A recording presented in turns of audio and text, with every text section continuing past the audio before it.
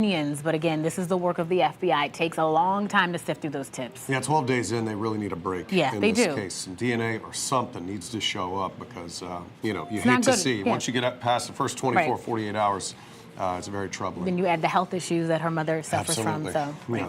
Well, sparks were flying early this morning, but it wasn't the kind that people were hoping for. It came in this launch we're about to show you right here. ULA launched a Vulcan rocket just before 4:30 this morning from Cape Canaveral Space Force Station, sending a national security spacecraft up into orbit. But minutes after liftoff, you'll be able to see some sparks coming from that rocket. The company confirmed there was an anomaly with the solid rocket booster. That means something they were not planning for started to happen. It stressed the mission was not impacted by this, even though you could see it. Teams reviewing that data. A recovery team will go out and get any debris from the rocket. We're told the rest of the rocket functioned just as it should. We'll have another big launch on deck for tomorrow. Crew 12 scheduled to launch 5:15 tomorrow morning. 4 astronauts will spend the next 9 months up on the ISS performing experiments there. This is a very important mission that's longer than normal. Most of them are 6 months. They're going to be up there. Those humans on board. I've been becoming like slightly obsessed with this, so I've been doing some research. I am officially, I think, adopted as a space geek. Oh, you're a space nerd. They're studying like pneumonia-causing agents and trying to, find different treatments. They're trying to enhance space food. I mean, it's really incredible, but it's very detailed. I'm giving you the simplified version. They do a lot of cool stuff up there. Yeah. All right, so we'll follow that for you very closely here. There is a new push, Matt, in Tallahassee to get us a new state bird. Apparently, birds are very popular. They don't want the one we've got now. So let's bring you an update about this. 2 state senators, in fact, filed a bill to designate the flamingo as the official state bird. It would also designate the scrub jay as the official state songbird. You probably have heard this before because the same bill was filed last year. And then it died in subcommittee. It got no traction. The year before that, lawmakers did the same thing. They tried to make the scrub jay the official state bird. That also didn't go anywhere. So as we speak, the state bird in Florida is a mockingbird. If you weren't aware, 4 other state birds besides Florida have the same one. We want something different. A couple other interesting ones. The northern cardinal, apparently that's the most common state bird. 7 states have that one.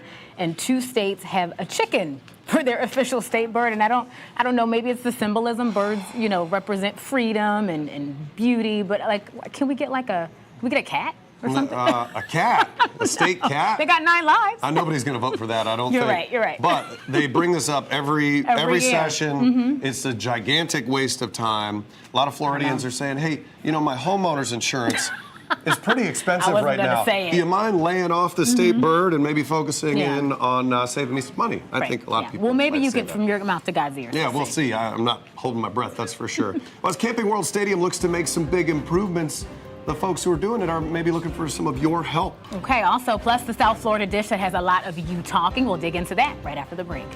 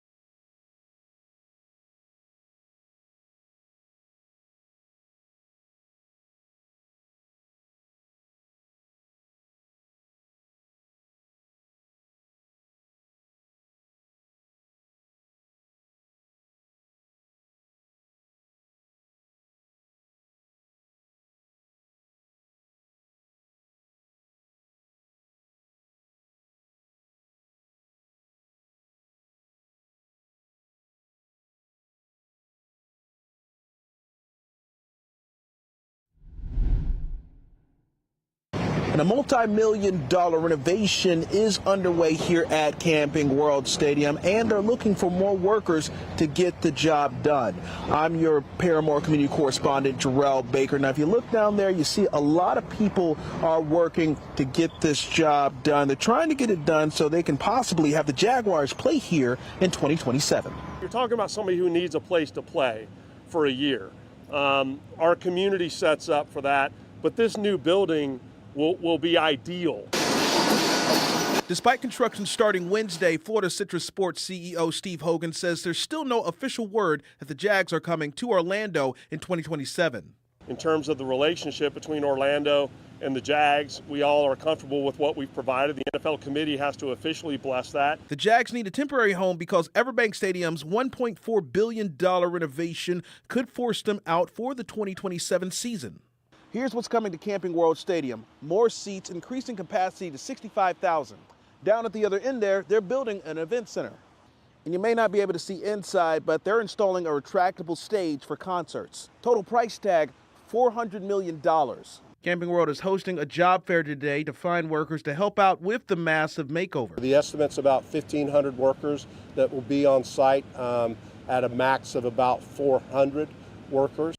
Now you see some trucks and some construction going on there on the east end of the stadium. Now, they have a tight deadline to get this all done. They're trying to get it all done by the summer of 2027, right before the NFL season. Now, they have a job fair that is going on at 6 p.m. today, right there at Varsity Club here at Camping World Stadium. I'm your Paramore community correspondent, Jarrell Baker. Should I even dare ask you? You know, we got real into this at 9 last night about the jobs and, you know, whether this is going to be worth it. Yeah, that's important. It is. The jobs are important, absolutely. That's a good, I won't go off on one of my tangents on this show just yet. There are some who want to play devil's advocate and they don't know that it's worth the taxpayer dollars. And that's what we're trying to say. $100 million is a lot of money. It is. It is. All right, let's talk about something tasty for some and just kind of not so much for others. It's not exactly what I would have said. Well, exactly. So freezing iguanas, because of the cold weather, they've just been falling out of trees. This is quite literally the most weird situation you could ever think of. But DJ, our social media sleuth, has been digging into what happens after that. Yeah, what are people actually doing with these? Are they eating these things?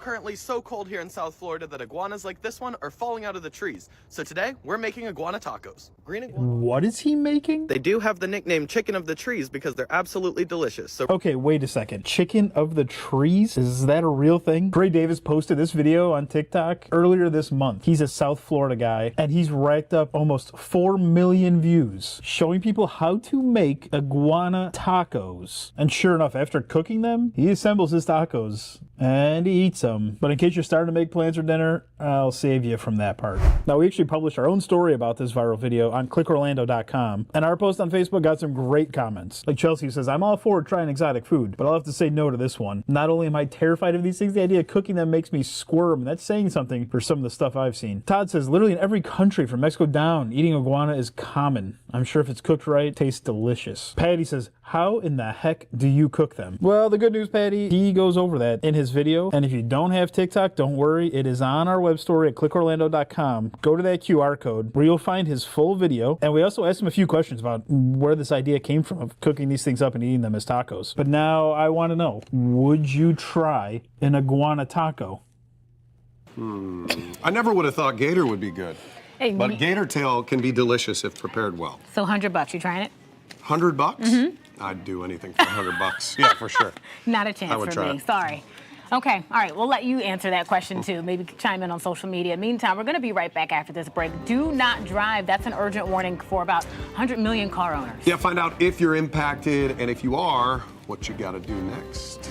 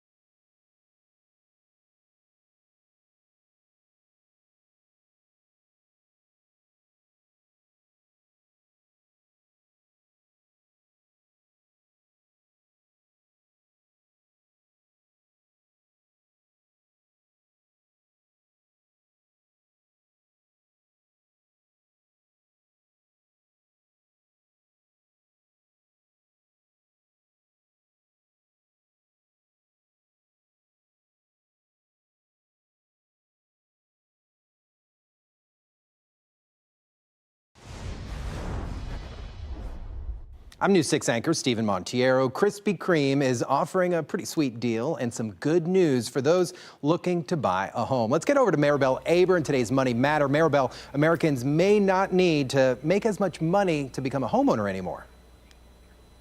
Yes, Stephen. So real estate brokerage Redfin says the average income needed to buy a home in America has dropped. Its recent affordability report puts the necessary median salary at just over $111,200 a year. So it's about $4,600 less than last year. Redfin considers home prices, mortgage rates, and property taxes in their report. It says the average home in the U.S. costs around $426,000 right now, with monthly payments of about $2,600 a month. Stephen. Well, this sounds like a holiday to me, but we're told to mark our calendars. Krispy Kreme is rolling out a special deal. Well, tomorrow may be Friday the 13th, Stephen, but Krispy Kreme wants customers to feel lucky with free donuts. Its Lucky in Love promotion will give away 13,000 free glazed treats over 13 days. It begins on Sunday and comes in the form of a coupon available at participating stores nationwide. They're redeemable in person, on the mobile app, or online. You can also order one of 4 new Valentine's Day donuts, among them the Your Berry Sweet cream-filled and the heart-shaped I Love You, a chocolate. Listen, Stephen, if you can get fancy with them, but chocolate glaze will always be near and dear to me. See, I agree with you. So many people are like, oh, well, regular. No, Krispy does that chocolate glaze just right. Thanks, Yes. Maribel. Remember, you always get the latest money and consumer news by going to our website, clickorlando.com. No, they're both wrong. Regular glaze, all the way. When I it can says get behind that. hot donuts now, you have to stop. Look, It's nothing just says I love you like a little love handle. There you go. That comes later. Hey, still to come at 3, the public safety concern police say relates back to a very important resource. That's coming up.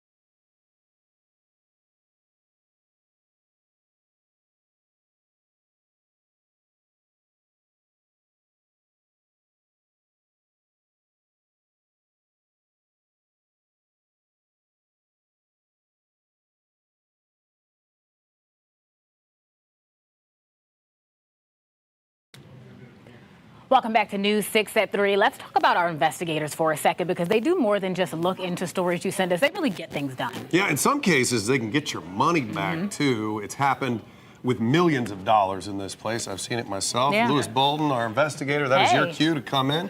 You're doing what you usually do, helping people out. And in this case, you were able to help 2 people. 2 people out, and not millions today, but thousands, more than $7,000 these 2 people got. And basically, they went on the website Angie, which is formerly Angie's List. A lot of people use it. And Angie connected them with a handyman, a guy by the name of Chad Heasley. There is currently a warrant for his arrest. Those are the 2 people that we interviewed right there. Irene Simon and Tracy Griffin. That is Chad Heasley. That's him in surveillance video. So basically, Angie connected them with Chad Heasley. He took deposits from them, $5,000 and $2,500, and basically never showed up, never even started the project at all. So they filed a claim with Angie, and Angie has a process that you have to go through. They say it went on for months and months and months. They had to fill out all of these forms, and basically Angie came back and said that there was nothing they could do and they were not reimbursing them their money. So then we did a story we did an investigation about that and found that it's much more widespread than these 2 people. The Better Business Bureau in Central Florida didn't have much on Angie, but they connected us with Jennifer Adamani, who is the Director of Communications at the Better Business Bureau in Indiana. And they had multiple complaints. They had so many complaints about this kind of thing happening that they put an alert on Angie on their website to notify consumers because it was happening so much. So after we aired that investigation, Angie circled back to the 2 people. I would imagine they did, yeah. And said, we're going to make this right and we're going to refund you. Isn't that the whole point of Angie, to make sure that who you're choosing is reputable? They're the middleman. It is. Won't steal your money? And they are supposed to vet their professionals, but there are many people complaining that that did not happen.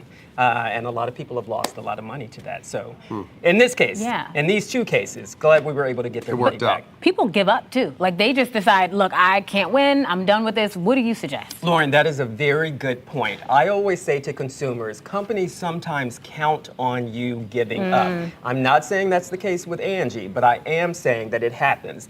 You have to be dogged. You have to stay on it. Now, it can be time consuming, and we all have jobs and we all have families and houses to take care of. But if you want to get results, you have to stay on it. I really think sometimes they count on you giving up. That'll be me. You're not going to steal my money. No. Yeah, $5 grand? Hello? Are you kidding me? I'm going to be knocking on your door. There you go. And Lewis Bolden will be knocking on your door, Exactly. too. Thank you Nice very job. much. Yep, Appreciate it. no problem, guys.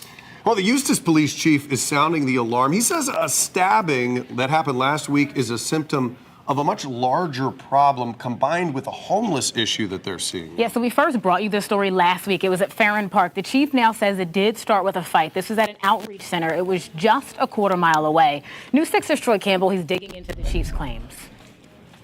When we stopped here at Farron Park, it was a typical Wednesday night. Families playing on the playground. There's also several vendors here. However, the police chief says because of an increase in the homeless population, he's had to increase his police patrols around the area.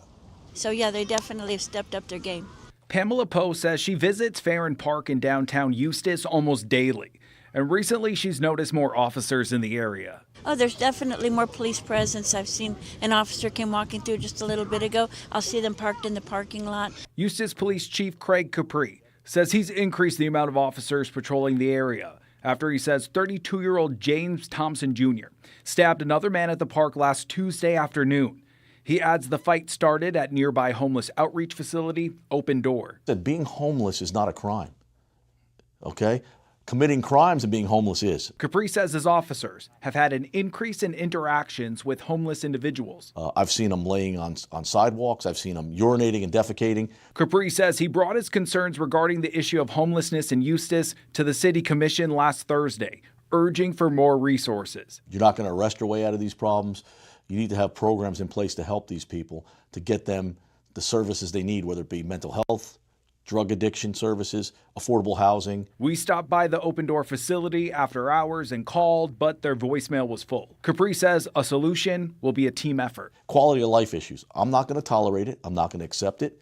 We are going to do everything we can from our resources to put an end to this. They have to go someplace, and although the park may not be the best option, where else are they going to go? And again, here on Wednesday, we did see a lot of Eustis police officers walking around monitoring the area. Also, according to online jail records, the suspect in last week's stabbing, and he remains in jail without bond. In Eustis, Troy Campbell, News 6.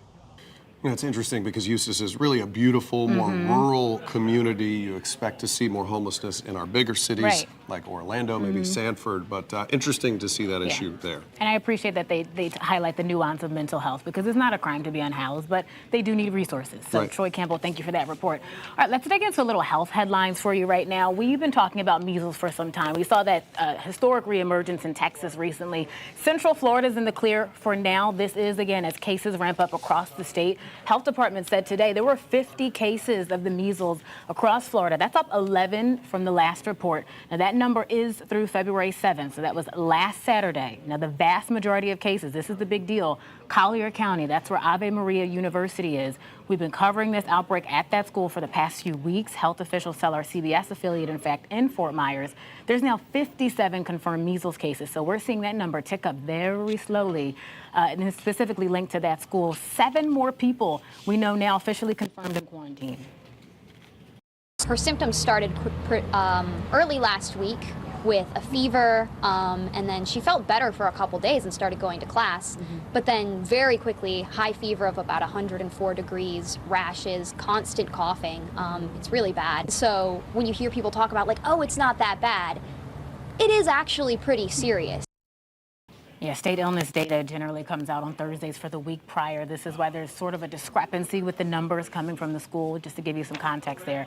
Ave Maria says they have brought in more health staff. They've moved student classes to online. We talked about this yesterday. Measles is highly transmissible. CDC says it's even more transmissible than COVID-19. Yeah, 57 cases might not sound like a lot, but when you're coming from zero, you know, in a short amount of time. Significant, something to pay attention to, that's for sure. Well, the only thing easier than shooting fish in a barrel might be detaining a thief in a van. Take a listen.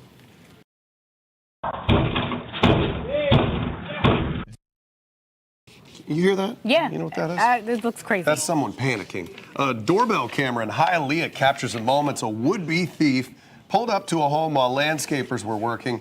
Guys seen sneaking into the back of the landscaper's van, but the door closes behind him. The guy's locked in there. He can't get out. The landscaper kept him captive long enough for help to arrive. That help, of course, was the cops. The Hialeah Police Department was really happy because this is incredible. This is the best arrest we've ever made, they told me. So the easiest too. Yeah, the easiest too. So they were like really happy. It's like a gift being wrapped, put in the Christmas tree. It's just too easy. He delivered himself on a silver platter. He did, yeah, just locked himself up. Police have not released the identity of the thief, and they haven't said if he's charged just yet, but that's probably coming. So many things I could say, but we're just going to move on to another Florida rescue. This one's a bit more daring than the one we just showed you. This also probably tugs at one of my biggest fears, and that's heights. So take a look at this. Sarasota County Fire Department Special Ops Team. They were called to a building under construction. This was Monday. A worker, look at that, stuck, hurt on the 17th floor of the building. 17th floor. Now, obviously, folks who do this kind of work are likely used to being up that high, but being stuck is no fun. So they used a nearby crane to get that worker. They brought them down. They were then taken to the hospital for more care. I don't know. How are you feeling about this? I don't feel good about that at all. I feel like that stretcher could easily just tip over and toss me right out. But thank goodness for the experts who have no problem going out there. Yes. All right, let's talk about this. It can be hard to stay in shape, especially without gravity, but we're going to see a unique take on this. Okay, so researchers now developing robotic space pants to help crews move more naturally and maintain muscle mass on missions. You see these things? A soft exosuit uses inflatable artificial muscles to reduce fatigue and improve flexibility inside those bulky spacesuits. So what the suit does is it helps with their knee extension and also with their ankle mobility, because those two joints are the ones that are most affected from wearing a heavy, big spacesuit. I like this. Scientists say the tech could also help folks here on Earth, supporting rehab, making exercise easier, or helping with everyday movement. This is genius. Yeah, he describes it as just basically like getting a little push. Yeah, like a little assist. A little That's extra all. something, because Right. apparently in those spacesuits you lose dexterity in your knees and Every ankles. time they splash down, they have to be like wheeled out on a Oh, stretcher. I know. Yeah. You hate to see that. Fascinating. Well, is Vegas losing its sparkle when it comes to sports betting? You know, it used to be the only game in town, but that has since changed. The Nevada Gaming Control Board says $133.8 million was wagered on the Super Bowl statewide. Might sound like a lot, but it's the lowest number in a decade. There are a couple issues. First, many states have now contracts with online sports books that don't have ties to Vegas, like we do with Hard Rock, you know, here in Florida. But maybe an even bigger signal is the recent rise of these prediction markets. Kalshi, one of the leading prediction market platforms, says more than $1 billion was traded on that platform on Super Bowl Sunday. The company says it even got to the point where customers' deposits were delayed because of the amount of traffic on the site. We reached out to Hard Rock Bet, that is Florida's lone legal sports book, outside of the prediction markets, of course, to see if they also saw lower numbers Sunday because of those. They said they don't release that data publicly, which if they did have some good data, they'd probably be more interested in releasing that. Interesting to watch in the future, though, as people have more options for those sports bets. This whole betting thing, though, I mean, I've barely dipped my toe in it. You can essentially bet on anything. It drives me nuts. You can, and It many just- people do. It just You can gets bet on news overwhelming. now. Can you? World events. It's a thing. So, you know, there were people who bet on whether there would be a streaker at the Super Bowl, and Yes, probably the likely streaker himself. cashed in on it. Yeah, and he's never going back to that stadium. So we're not betting on the weather. That's one thing I can tell you. We got experts. I'm going to be talking to Julie Broughton, meteorologist Julie Broughton, about how much rain we could see and when after this. People actually do bet on the weather This is now, by true. the way. Plus the exciting news for boat owners and fishermen out in the Atlantic. That's coming up after the break. This portion of the news is sponsored by Bill Ray Nissan Longwood. We do it the right way.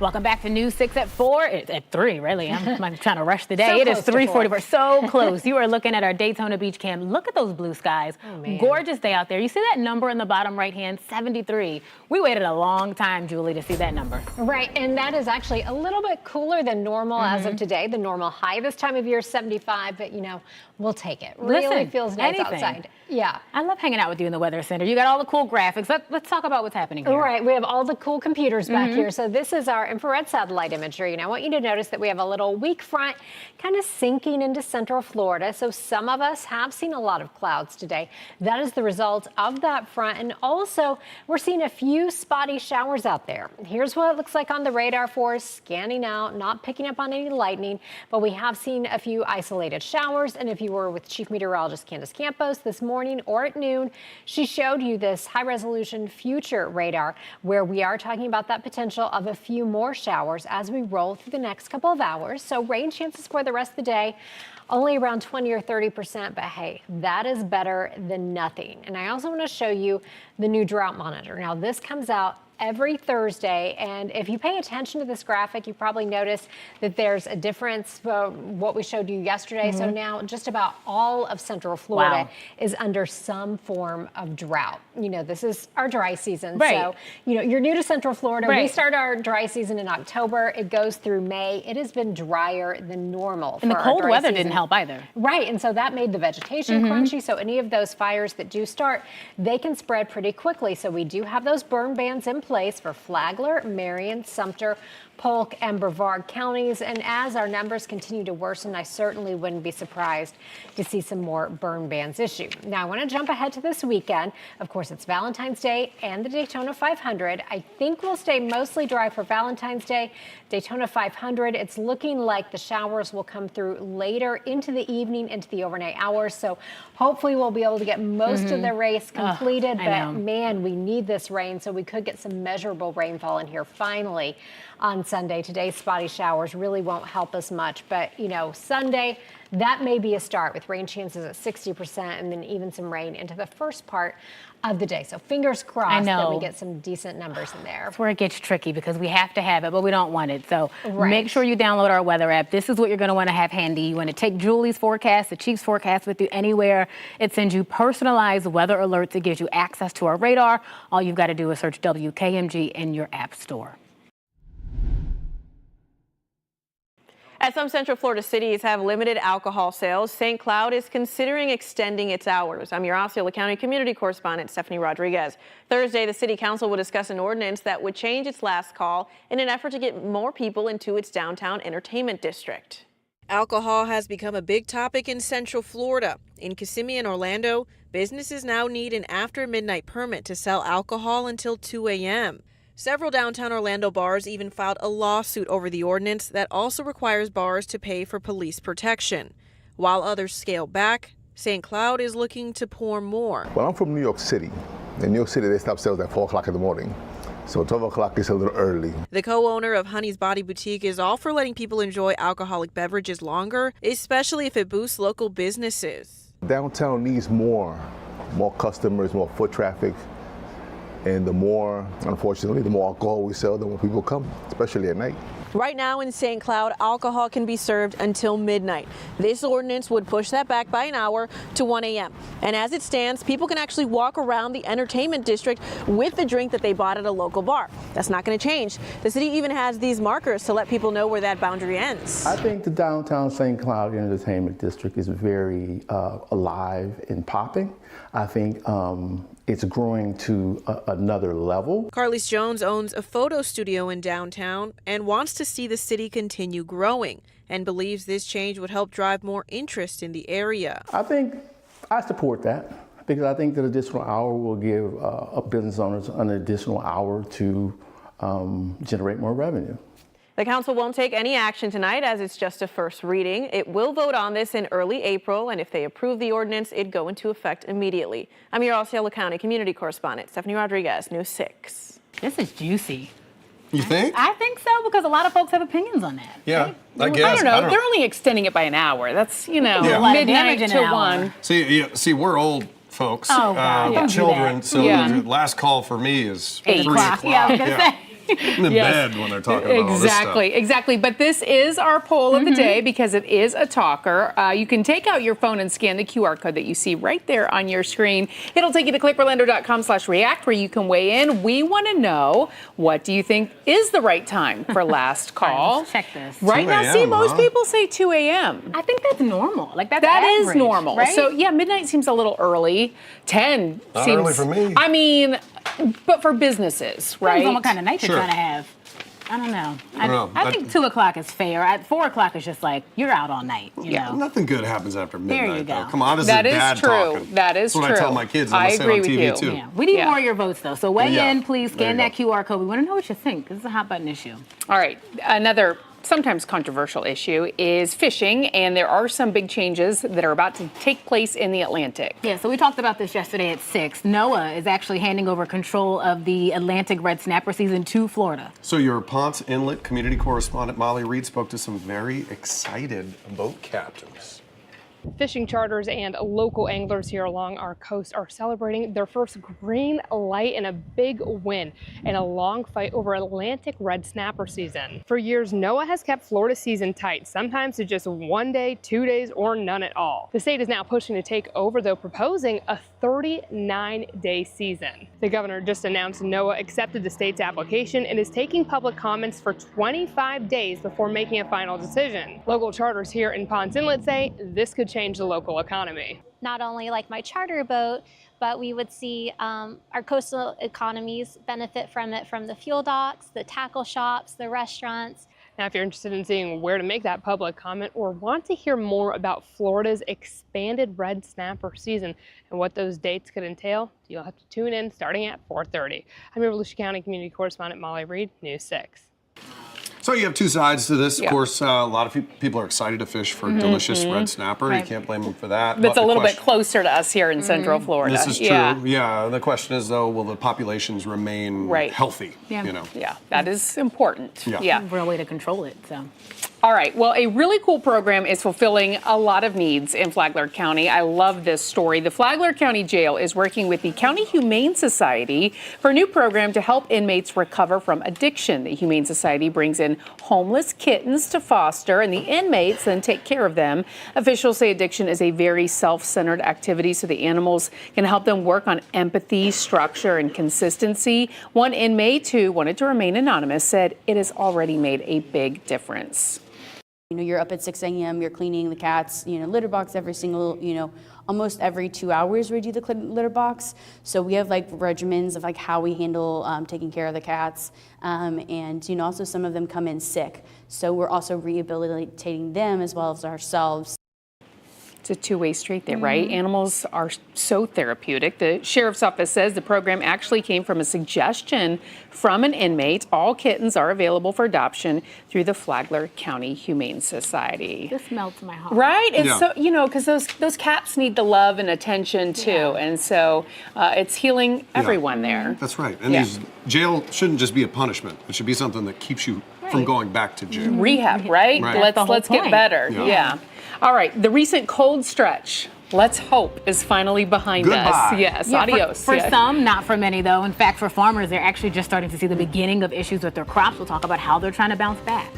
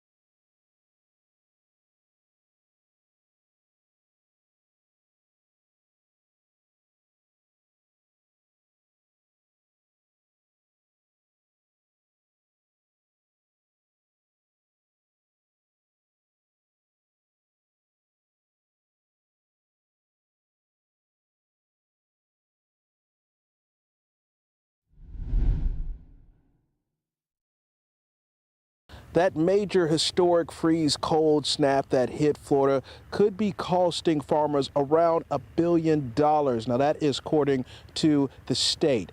I'm your Orange County community correspondent, Jarrell Baker. You can take a look at all of these crops right here. Now, I was speaking with Southern Hills Farms, and they say that they lost about half of their crops due to that devastating freeze. Southern Hills Farm in Clermont says that they lost around 5 of their 16 acres of strawberries, but the freeze and winds earlier this month also devastated their blueberries, sunflowers, and other crops. Father and son David and Derek Hill say that the huge loss could impact about a third of their revenue this year. The supply is down for this month in the state, so prices will be a little higher in the store. You might see some nicks here and there on the fruit, but we will come out of it, and the berries will be better than ever. They're holding a ticketed Valentine's Day event Friday, as well as a strawberry picking this weekend to regain some of the money they lost. Now, even though it's been a tremendous loss due to that cold snap, they are looking forward to March because that's when things will be turning around and they'll be getting a lot of those crops back. In Lake County, I'm Jarrell Baker, News 6. All right, Jarrell, thank you. We've had a jam-packed day. Lisa and I are getting ready for News 6 at 4. I want to give you a quick rundown of what we're looking at. There is a standoff in Volusia County. We're going to bring you an update there. The big investigation into Nancy Guthrie, the missing mom of Today's Show co-host Savannah Guthrie. Then here locally, too, we saw there was a situation unfolding in Melbourne. There was a man who was escaped from police custody. He got away. They can't find him, so we're going to dig into that. And then, too, the burn bans. I mean, it's just so much to talk about. All of it we're digging into straight ahead. Yeah, News 6's Paul Giorgio also went to the biggest bird watching festival in the country. He asked hobbyists about how the bird population is doing. It's been in decline. News 6 at 4 starts right now. Streaming on clickorlando.com and broadcasting live. You're watching News 6 at 4.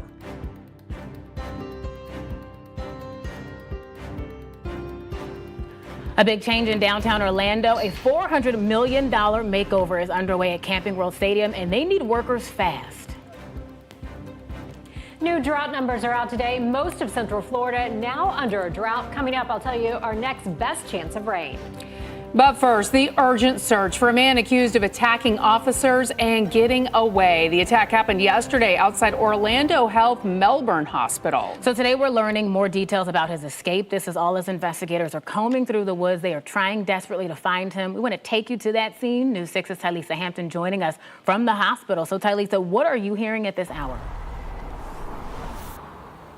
Well, Laura and Lisa, I'm standing right in front of the hospital. That's because these woods behind me, I'm going to step to the side right now so you can get a closer look. That is where police say that Eric Jerry, 24 years old, escaped police and ran into those woods. Now, we know Wednesday night officers arrested Jerry, who had an outstanding warrant, when they found him at a convenience store, but he later escaped police custody outside Orlando Health Melbourne Hospital when complaining of a medical issue. So we don't know the details surrounding what this medical issue was, but police did say it was one that would make it difficult in the intake process at Brevard County Jail. So how did this escape exactly happen? Police say when the two senior officers he was with were trying to get Jerry in a wheelchair outside this hospital, that's when he attacked them. Despite multiple agencies coming together using drones, canines, and even a helicopter, they were not able to find him.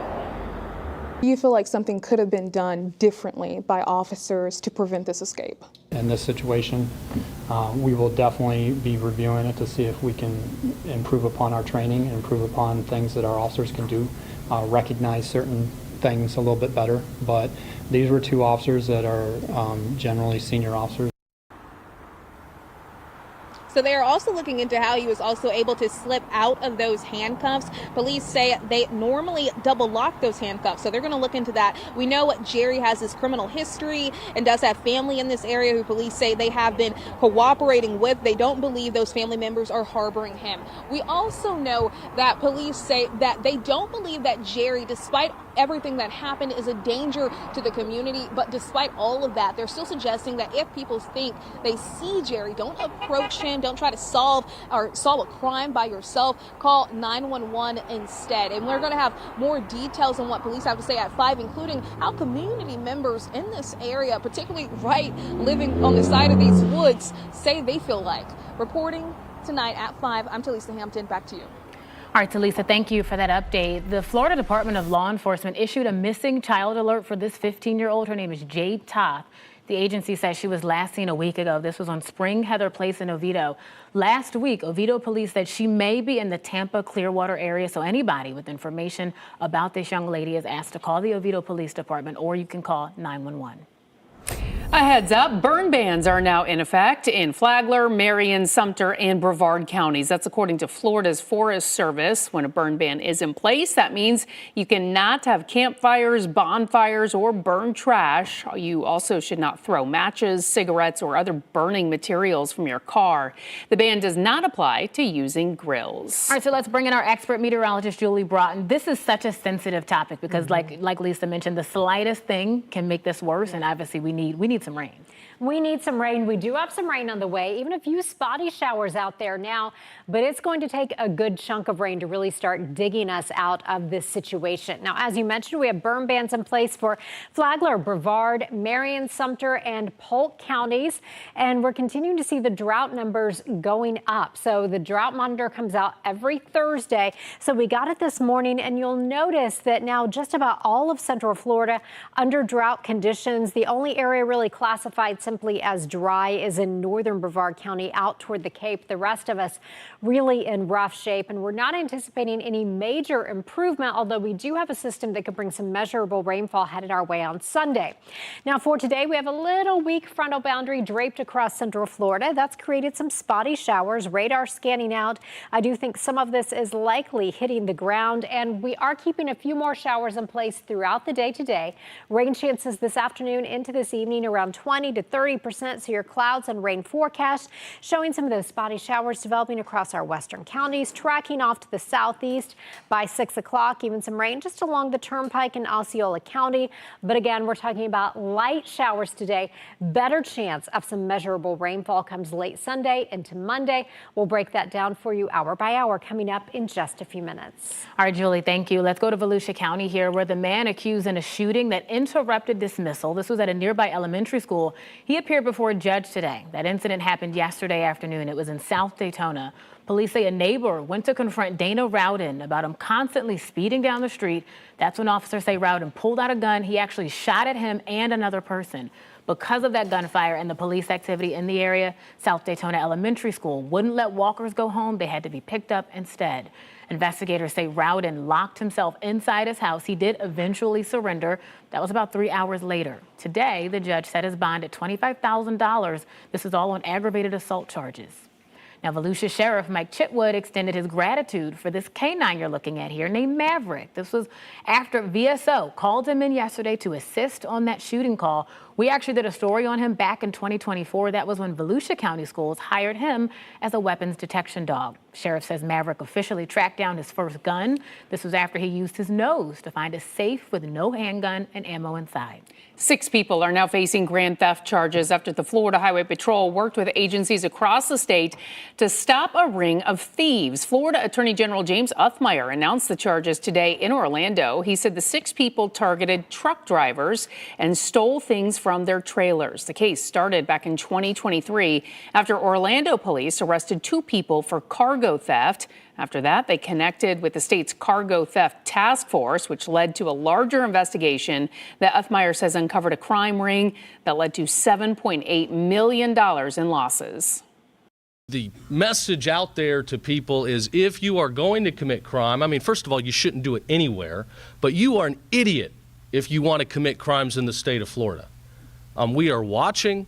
We're going to get you. It might take us a little while. We cross our T's and dot our I's. We do not hand out plea deals, and we prosecute to the fullest.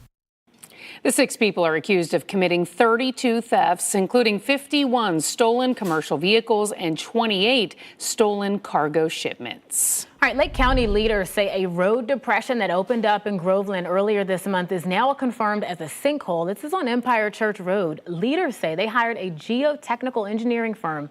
Just look at this, though. It found the area where that sinkhole is located has underlying limestone geology. So over time, natural processes can create voids just beneath the surface that leads to a sinkhole opening up. Leaders say they do have a repair plan. They are now working to stabilize that area and safely rebuild that roadway. Taking a live look at Camping World Stadium from our Light Orlando Delivering Hope cam, work is officially underway on a massive $400 million renovation project. The people behind the project say they need help. They are holding a big job fair. In just a few hours, your Orange County community correspondent, Jarrell Baker, shows us what to expect.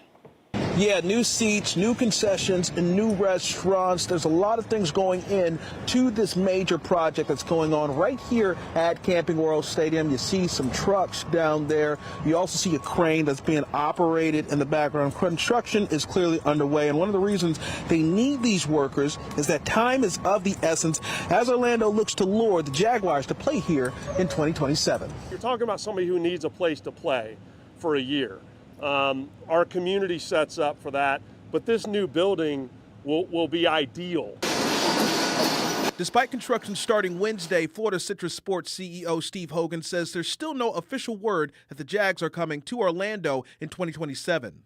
In terms of the relationship between Orlando and the Jags, we all are comfortable with what we've provided. The NFL committee has to officially bless that. The Jags need a temporary home because Everbank Stadium's $1.4 billion renovation could force them out for the 2027 season. Here's what's coming to Camping World Stadium. More seats, increasing capacity to 65,000. Down at the other end there, they're building an event center. And you may not be able to see inside, but they're installing a retractable stage for concerts. Total price tag, $400 million. Camping World is hosting a job fair today to find workers to help out with the massive makeover. The estimate's about 1,500 workers that will be on site at a max of about 400 workers. Now you see some trucks and some construction going on there on the east end of the stadium. Now, they have a tight deadline to get this all done. They're trying to get it all done by the summer of 2027, right before the NFL season. Now, they have a job fair that is going on at 6 p.m. today, right there at Varsity Club here at Camping World Stadium. I'm your Paramore Community Correspondent, Jarrell Baker. All right, Jarrell, thank you. They hired a handyman on Angie, paid big deposits, then got nothing. This is a nightmare. Now, after our reporting, 2 couples are getting refunds. But coming up, a warning about a much bigger pattern. Plus, it seems to be declining somewhat. Loss of habitat, maybe change in climate. While the bird watching hobby is growing, studies suggest there are fewer birds to watch. We take a look at the concerning trend next. You're watching News 6 at 4 as we take a live look at our camera in Daytona Beach. Looking gorgeous out there right now. We'll be right back. This portion of the news is sponsored by Seminole Hard Rock Hotel and Casino.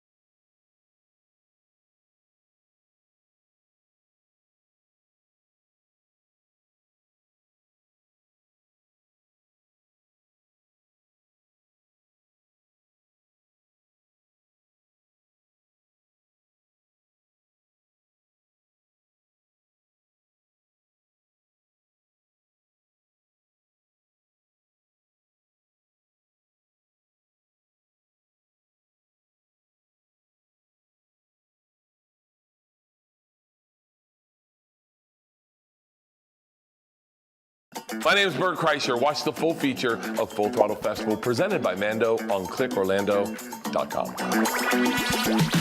Hey, News 6 Insider, make sure you check out Kaya and Kara's Galentine's Day Guide for the best things to do around Central Florida with your guy or gals.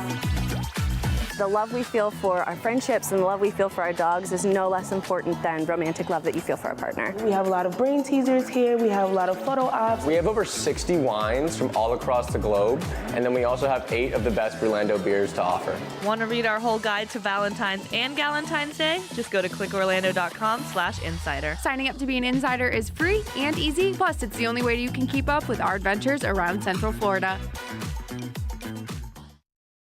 All right, welcome back. We are in the middle of a birding boom, one of the biggest bird watching festivals in the entire country. It happens on the Space Coast every year. I love this. It brings in tourists from around the country and they fill hotel rooms during a traditionally slow part of the season. But as News 6's Paul Giorgio shows us, that success may be in jeopardy. As sunrise peels back the darkness. This is an area called Shiloh Marsh. Just a stunning area, as you can see, especially this time of day. A circus of sound celebrates the light. This is our little group. And there's a lucky few. We're out here to look at birds. Here to witness it all. So hopefully we'll find something special out here. There's a lot of birds. The Merritt Island National Wildlife Refuge is one of dozens of tour destinations for the Space Coast Birding Festival. It's beautiful out here. But you have to get out to see it. And hundreds have. It's the second largest festival in the United States. My very first birding festival. While the bird watching hobby is growing, studies suggest there are less birds to watch. It seems to be declining somewhat. Loss of habitat, maybe change in climate. What Ken Friedland is seeing on the ground is backed up by science. A study done by Cornell University found steep, long-term losses across virtually all groups of birds in the U.S. and Canada. That's a nearly 30% decline since 1970, nearly 3 billion birds. But there are some simple things you can do to help. First, apply film to your windows to cut down on reflection and prevent bird strikes. Keep your cats indoors. Reduce your lawn by planting natives. Avoid pesticides, and buy coffee that's shade-grown. Use less plastic. And finally, take a cue from these bird watchers. There's also stilt sandpipers and spend some time in nature. You won't protect what you don't love, and you can't love something until you know it. So just getting out and knowing birds, knowing wild places is the first step. At Merritt Island National Wildlife Refuge, some tree swallows flying over now. Paul Giorgio, News 6. It is gorgeous out there, and more people have gotten into birding since the pandemic. So, do you want to be a birder? We've included some behind-the-scenes interviews with birding experts in the online version of this story. You can find it on clickorlando.com. It's really cool to be out there and to see all that, but I would need some giant book to look up every single bird.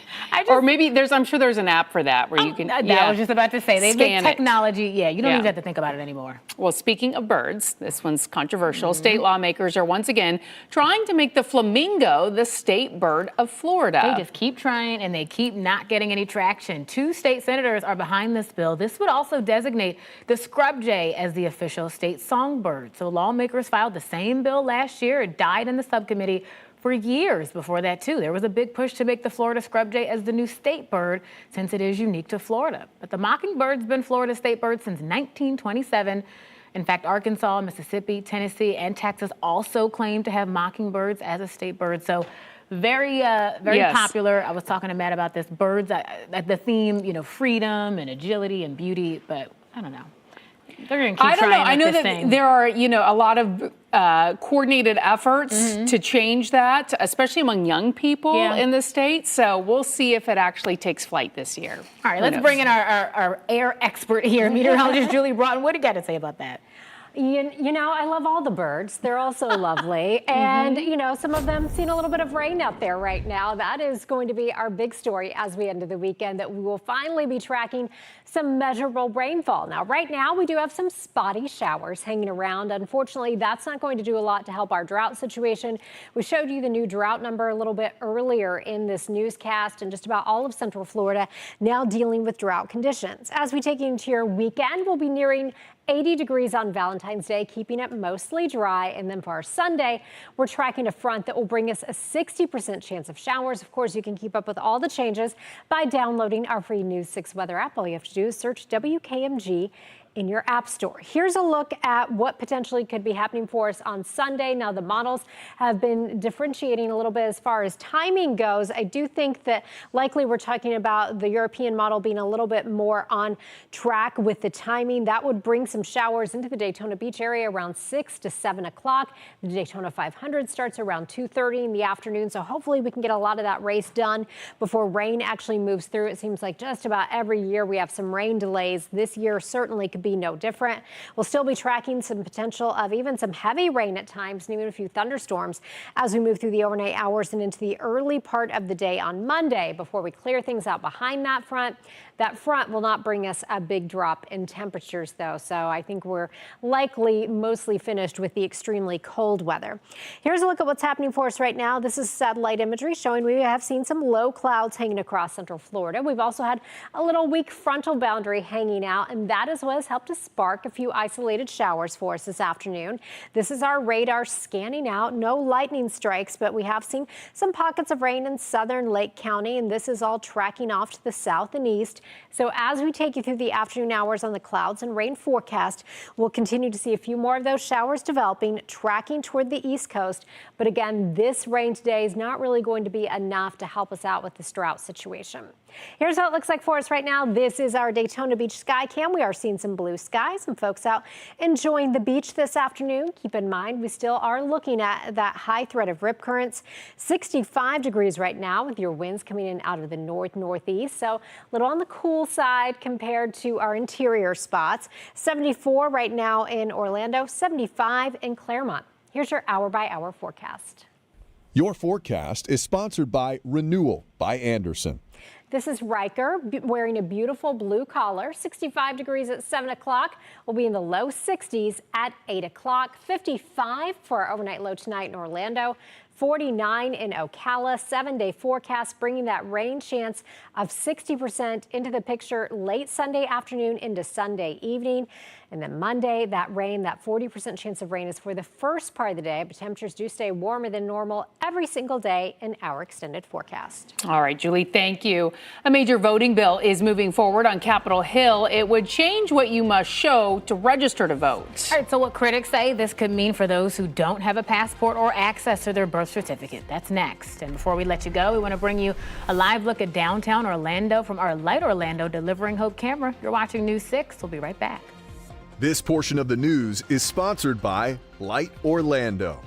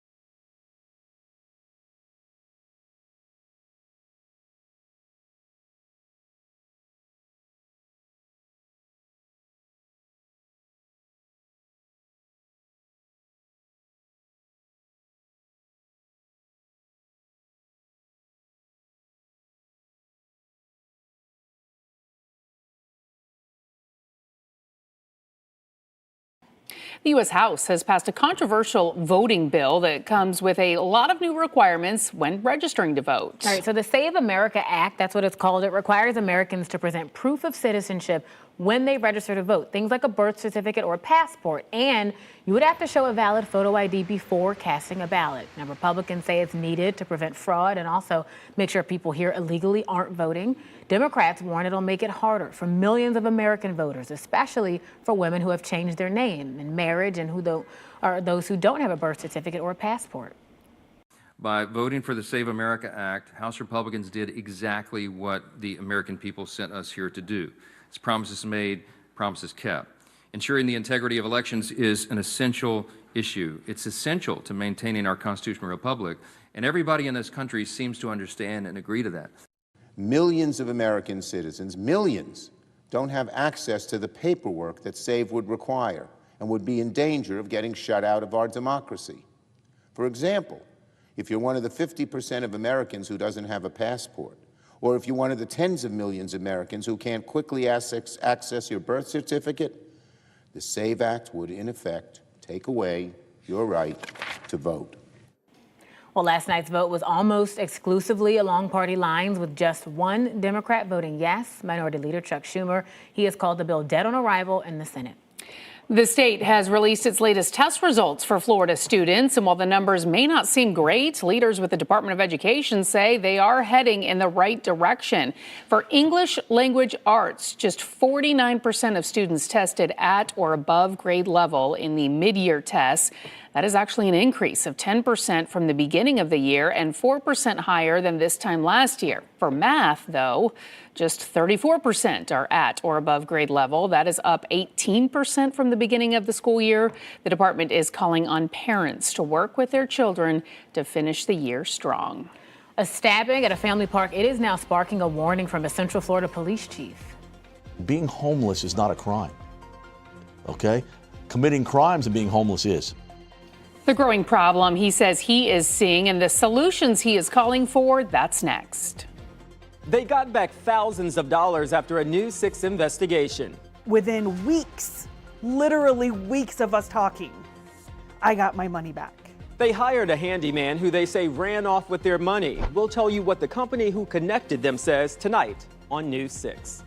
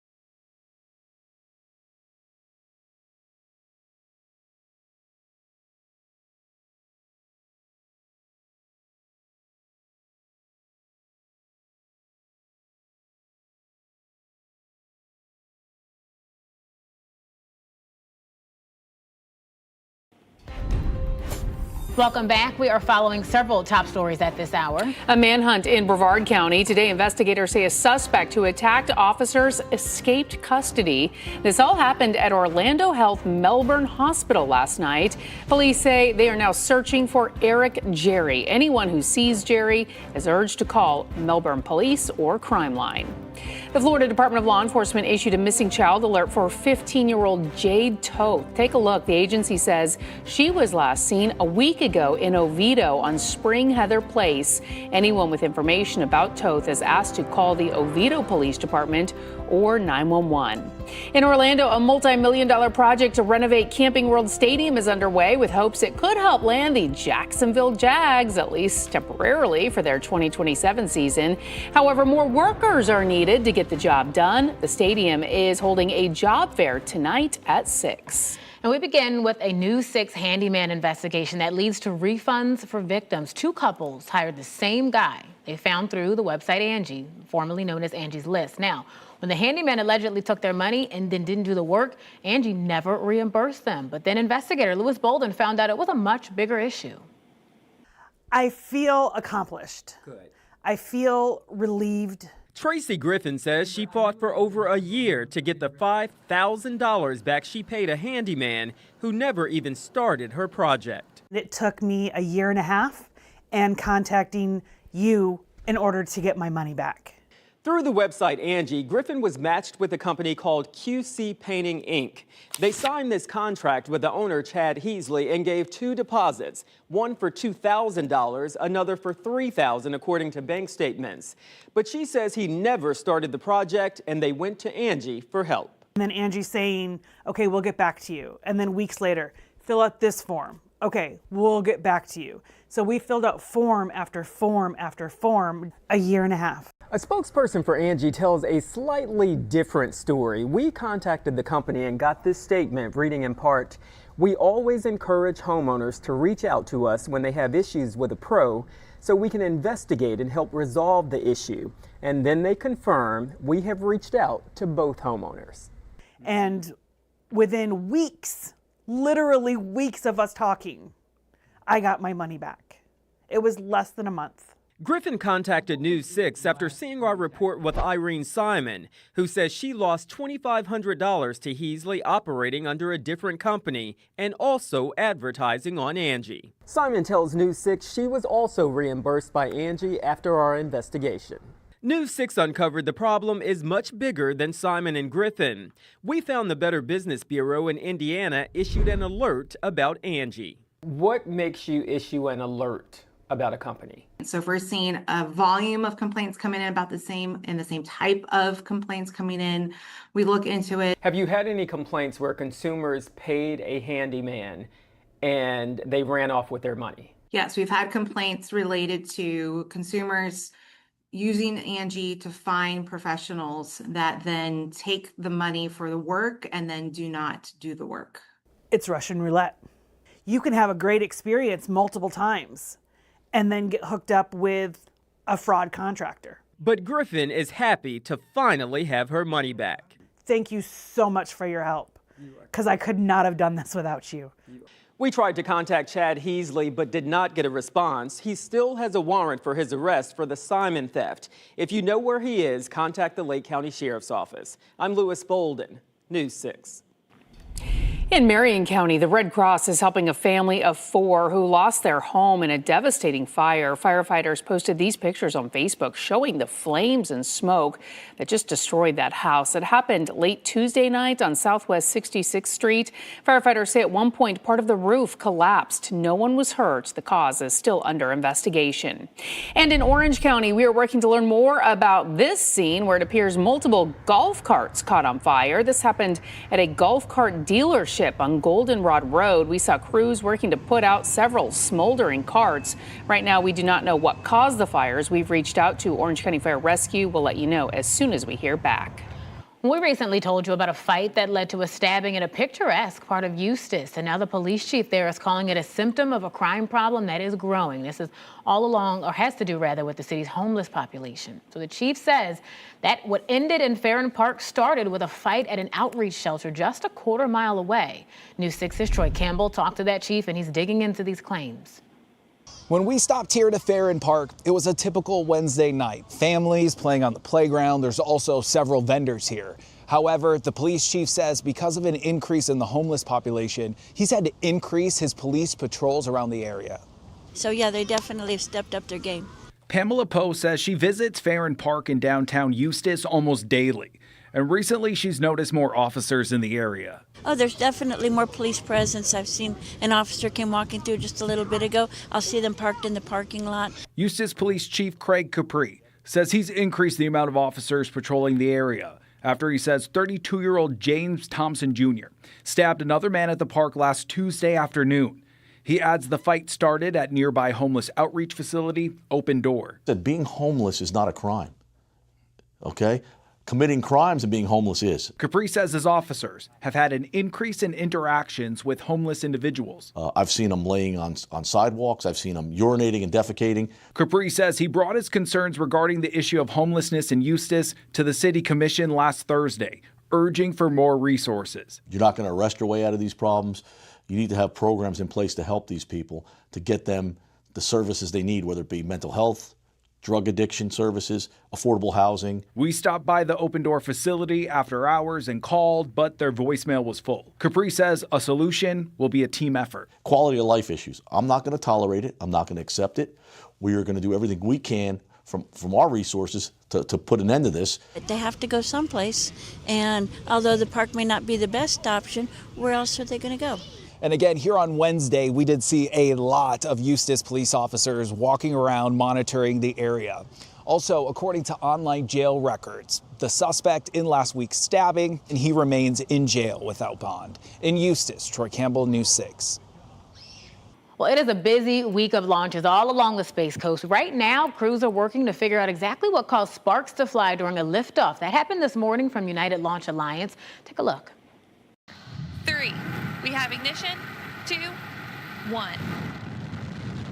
And liftoff of United Launch Alliance SF-87. All right, so these aren't the kind of sparks you actually want to see. The Vulcan rocket blasted off a little after 4:20. That was about 50 minutes into the launch window. And on board, 2 surveillance satellites that will be used by the military. ULA says during that launch, though, crews noticed an issue with one of the 4 solid rocket motors. A recovery team, they'll be working to collect debris from that rocket. They're going to review data and also make sure everything is okay before the next Vulcan launch. ULA says despite those sparks, though, the satellites for the U.S. Space Force, they were not impacted. And this is Vulcan's 4th flight. ULA wants to launch nearly 20 rockets this year, which would triple last year's total. Meantime, SpaceX is getting ready to send another group to the space station, Crew 12. They're all geared up, set to launch tomorrow morning, 5:15. The liftoff has already been delayed twice because of weather. We've been watching it like a hawk. The SpaceX Dragon spacecraft, it'll carry NASA astronauts Jessica Meyer, Jack Hathaway, and a European Space Agency astronaut and a cosmonaut. Once that group does take off, they are set to spend 8 months on the ISS, and their launch is earlier than expected, we all know, because that Crew 11 team had to return early because of a medical issue. And remember, you can be on the know for all things space through our Covering Space Coast and Beyond newsletter. That goes right to your email every week. All you've got to do is head to clickorlando.com/newsletters to subscribe. Today's show co-host Savannah Guthrie shared family videos about her missing mom on social media today. It comes on the heels of new law enforcement activity outside her mom's home in Tucson, Arizona. That's where CBS News' Andres Gutierrez is with the latest. A white tent went up in front of Nancy Guthrie's home in Tucson, Arizona Thursday. Law enforcement did not say why it was there, but it was in the same area where Guthrie's doorbell camera showed an armed masked person the night she went missing. It's good to see that they're now following back during their initial investigation to see if there's anything that they might have missed. As investigators continue following up on leads, a source close to the investigation confirms to CBS News the discovery of a pair of gloves found about a mile or so from Guthrie's home. They appear to be similar to the ones seen in the doorbell video. Investigators are testing them for DNA. Also on Thursday, Today Show co-host Savannah Guthrie shared 2 video clips and a family photo of her mother when she was younger. The caption read, "Our lovely mom. We will never give up on her. Thank you for your prayers and hope." With the search now in its 2nd week, investigators are asking neighbors for any video footage they deem out of the ordinary from New Year's Day through February 2nd, the day after Nancy Guthrie was last seen. A lot more work needs to be done, but the community's assistance is going to be instrumental in bringing Ms. Guthrie home. Outside the 84-year-old woman's home, community members placed dozens of yellow roses near the mailbox to show their support. Andres Gutierrez, CBS News, Tucson, Arizona. Well, in just a few hours, Harbor House of Central Florida will host its 13th annual Walk a Mile in Her Shoes event. Men and women, they'll be stepping into high heels for a powerful message all against domestic violence. This walk starts at 6 at the Orange County Courthouse. It ends at Orlando City Hall, and registration is $35 if you're interested. If you want a t-shirt, and $25 without one. So prizes will also be awarded for most creative shoe, largest team fundraiser, even the largest individual fundraiser. I always love stuff like this. I know Absolutely. The reason is very heavy, but it's so fun to see men attempt to do what we do every day. Right. Walking Yes. these 6 inch Yeah, heels. you'll see the mayor, you'll see all sorts of people attempting, and some of them do it better They than do okay, others, yeah. for sure. Yeah. Well, parents, before you hand over the keys to your 18-year-old driver, there is a rule that a lot of people miss. Our traffic safety expert, Trooper Steve, explains what you need to know coming up.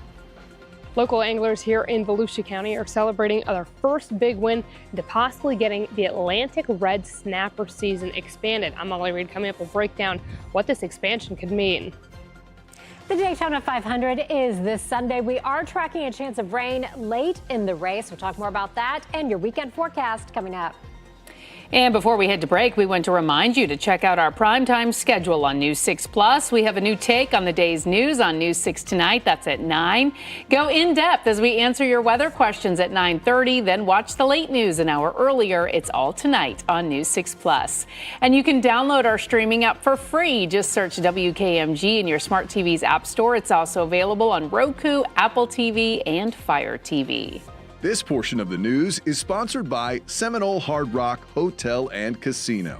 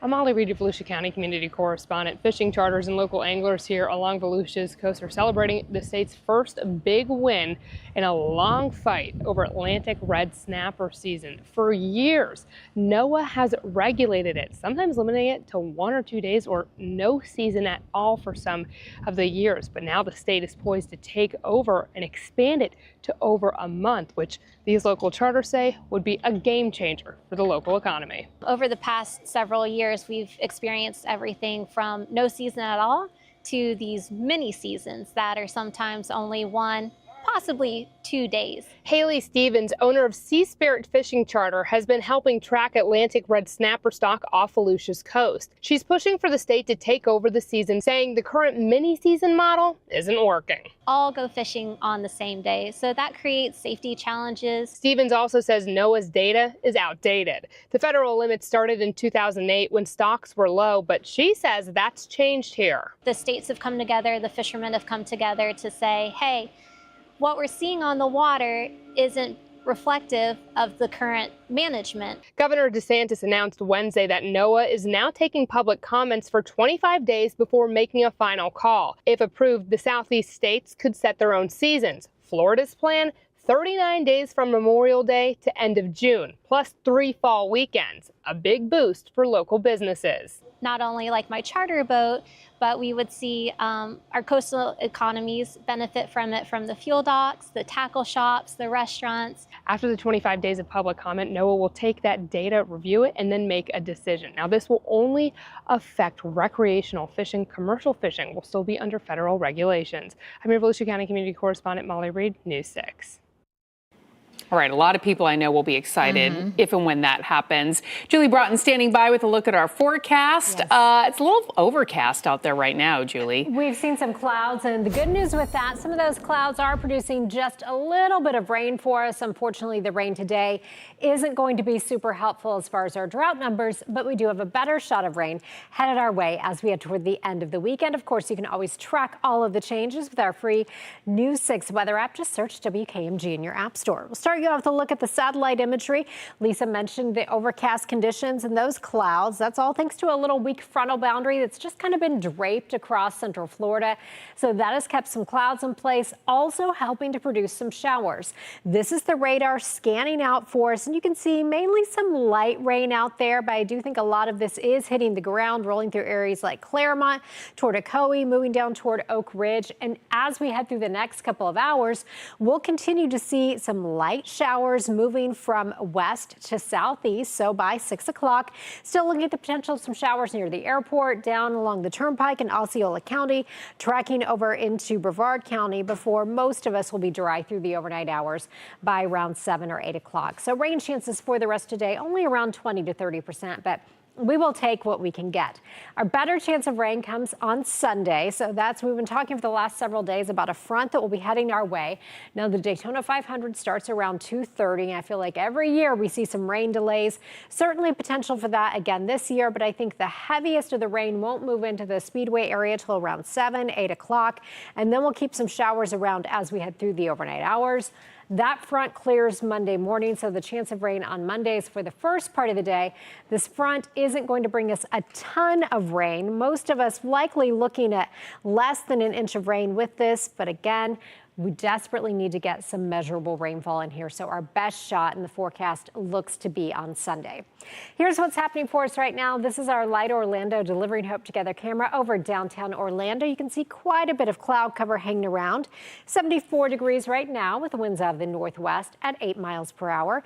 Miko, you're checking in at 73. Ocala and the Villages both at 75 and 73 in Wildwood. Now we're generally seeing our winds out of the north and northwest right now, thanks to that frontal boundary with us. Here's your hour-by-hour forecast. Everyone check out Boris and Luna. I think that they're probably siblings. I'm not sure. They might be married. I don't know. They didn't say when they pinned it. 65 degrees at 7 o'clock, 63 degrees at 8 o'clock. Head to clickorlando.com/pins to share your pet photos with us. As we head through the overnight hours, the average low this time of year is 52. We'll go to 55 in Orlando. You'll wake up to 49 in Ocala and 53 in Daytona Beach. Now, again, I do think we'll be be dealing with some fog for your Friday morning drive to work and school. Looking at the visibility potential around 4 o'clock tomorrow morning, some spots around 3 to 5 mile visibility. So just go ahead and plan to give yourself a little bit of extra time and take it easy on the roadways for your drive tomorrow morning. Here is your 7-day forecast. Keep some cloud cover around for Friday and Saturday. Can't rule out a few spotty showers for the next couple of days. Best chance of rain comes late Sunday afternoon into the overnight hours into early Monday, and we keep it warmer than normal every single day. All right, Julie, thank you. Open your camera app, scan the QR code on your screen right now, and click that link. We want to see your weather pictures. Of course, your pet pictures too, and videos, and they could end up on TV. You can also go to clickorlando.com/pins and upload your pictures and videos that way. It is a question a lot of parents may wonder about when it comes to their teen drivers. All right, so somebody wanted to know if their newly 18-year-old daughter can drive by herself with just a learner's permit. And our traffic safety expert, Trooper Steve, has got the answer for you up next. And here's a quick live look at our Mount Dora camera. Gorgeous day out there, a little overcast as Lisa mentioned, but it's going to warm up soon. We'll have that right after this.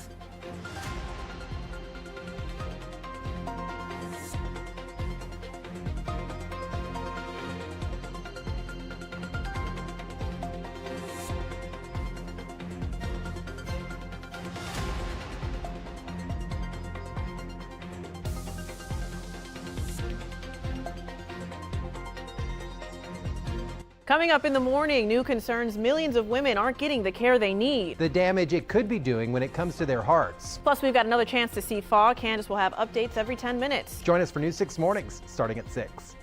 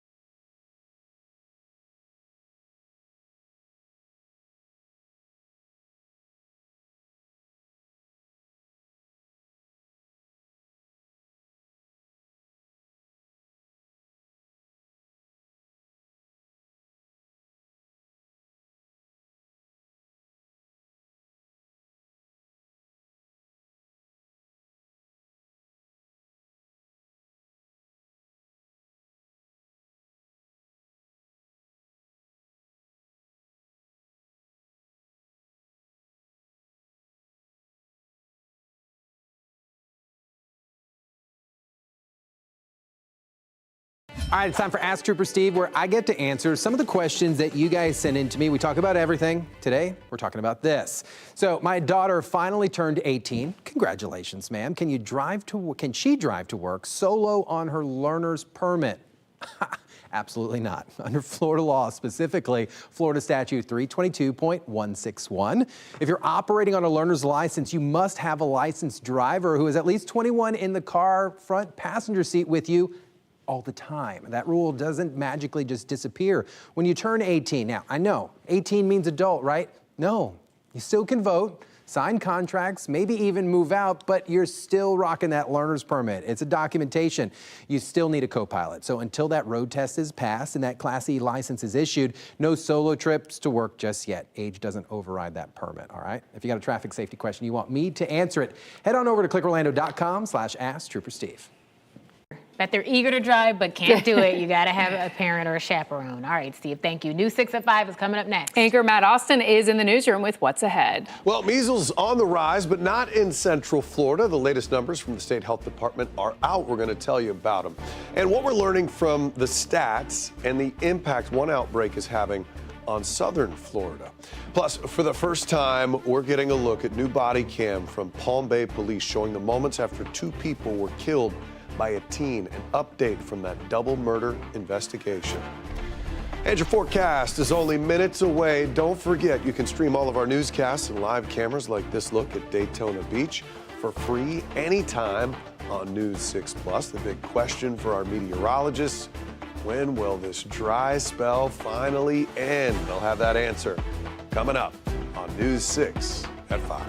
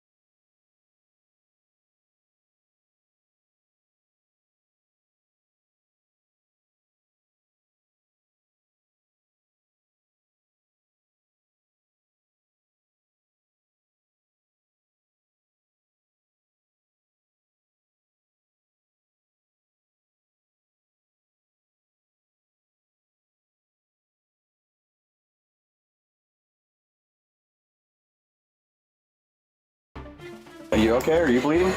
No. Who's bleeding? A teen's wild story to investigators after her mom and her mom's boyfriend were killed. Tonight, the body cam showing the moments after a murder. Plus, Hitler on the morning announcements, how a misunderstanding turned into a hot-button issue for a local high school. And an escaped inmate. The urgent search underway in Central Florida to find him. You're watching News 6 at 5. A high school morning announcement featuring Adolf Hitler. Parents contacted News 6 last month after a picture of Hitler was displayed at Osceola High School. Now, only News 6 has obtained the actual video that was broadcast on campus. Investigator Mike DeForest joins us now in studio. And Mike, the district is still investigating how exactly this happened. That's right. We asked the Osceola County School District if teachers or administrators reviewed the video before it aired, but they told us they cannot answer that due to the ongoing investigation. Now, News 6 has blurred part of the video you're about to see because it includes swastikas and other imagery that some may find offensive.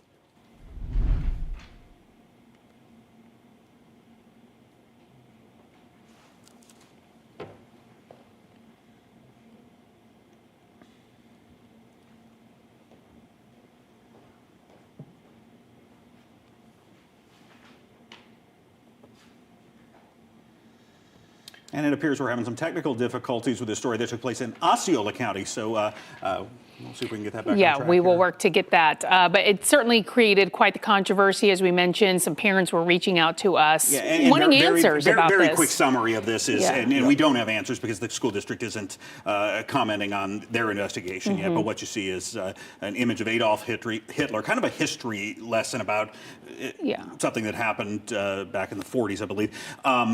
The issue is it was right during the beginning of high school announcements, followed by Student of the Week. And hey, here's where you go to take your class photos. But we actually pulled video from the previous day's announcement, too, and we were able to see that it does look like their morning announcements typically begin with a day in history. This was just a very dark day in history that was chosen. All right, Mike, I think we do have your story now. Let's take a look at it. Good morning, Cowboys. Today is Friday, January 30th.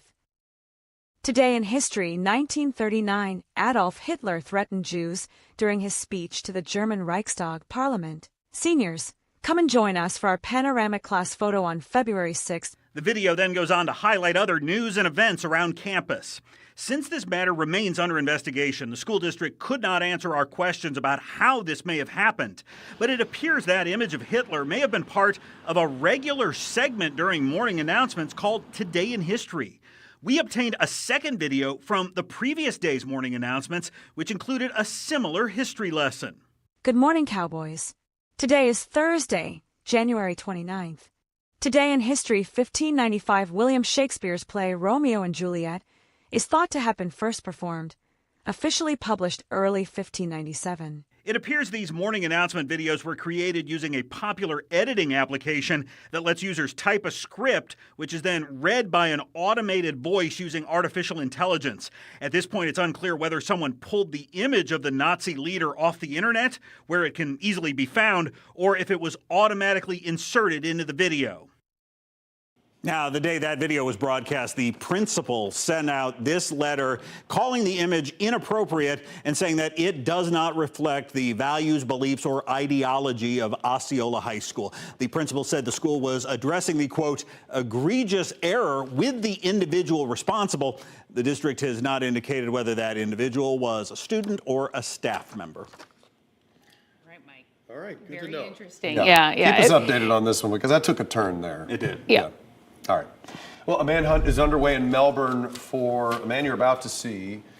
This is Eric Jerry. It's been almost 24 hours since police say he attacked officers and escaped custody. This entire attack unfolding Wednesday outside Orlando Health Melbourne Hospital. Today, we are learning more details about this escape as multiple agencies are now combing through the woods to try and find that man. News 6's Tylisa Hampton joins us now live from outside the hospital. And Tylisa, what have you learned today from police?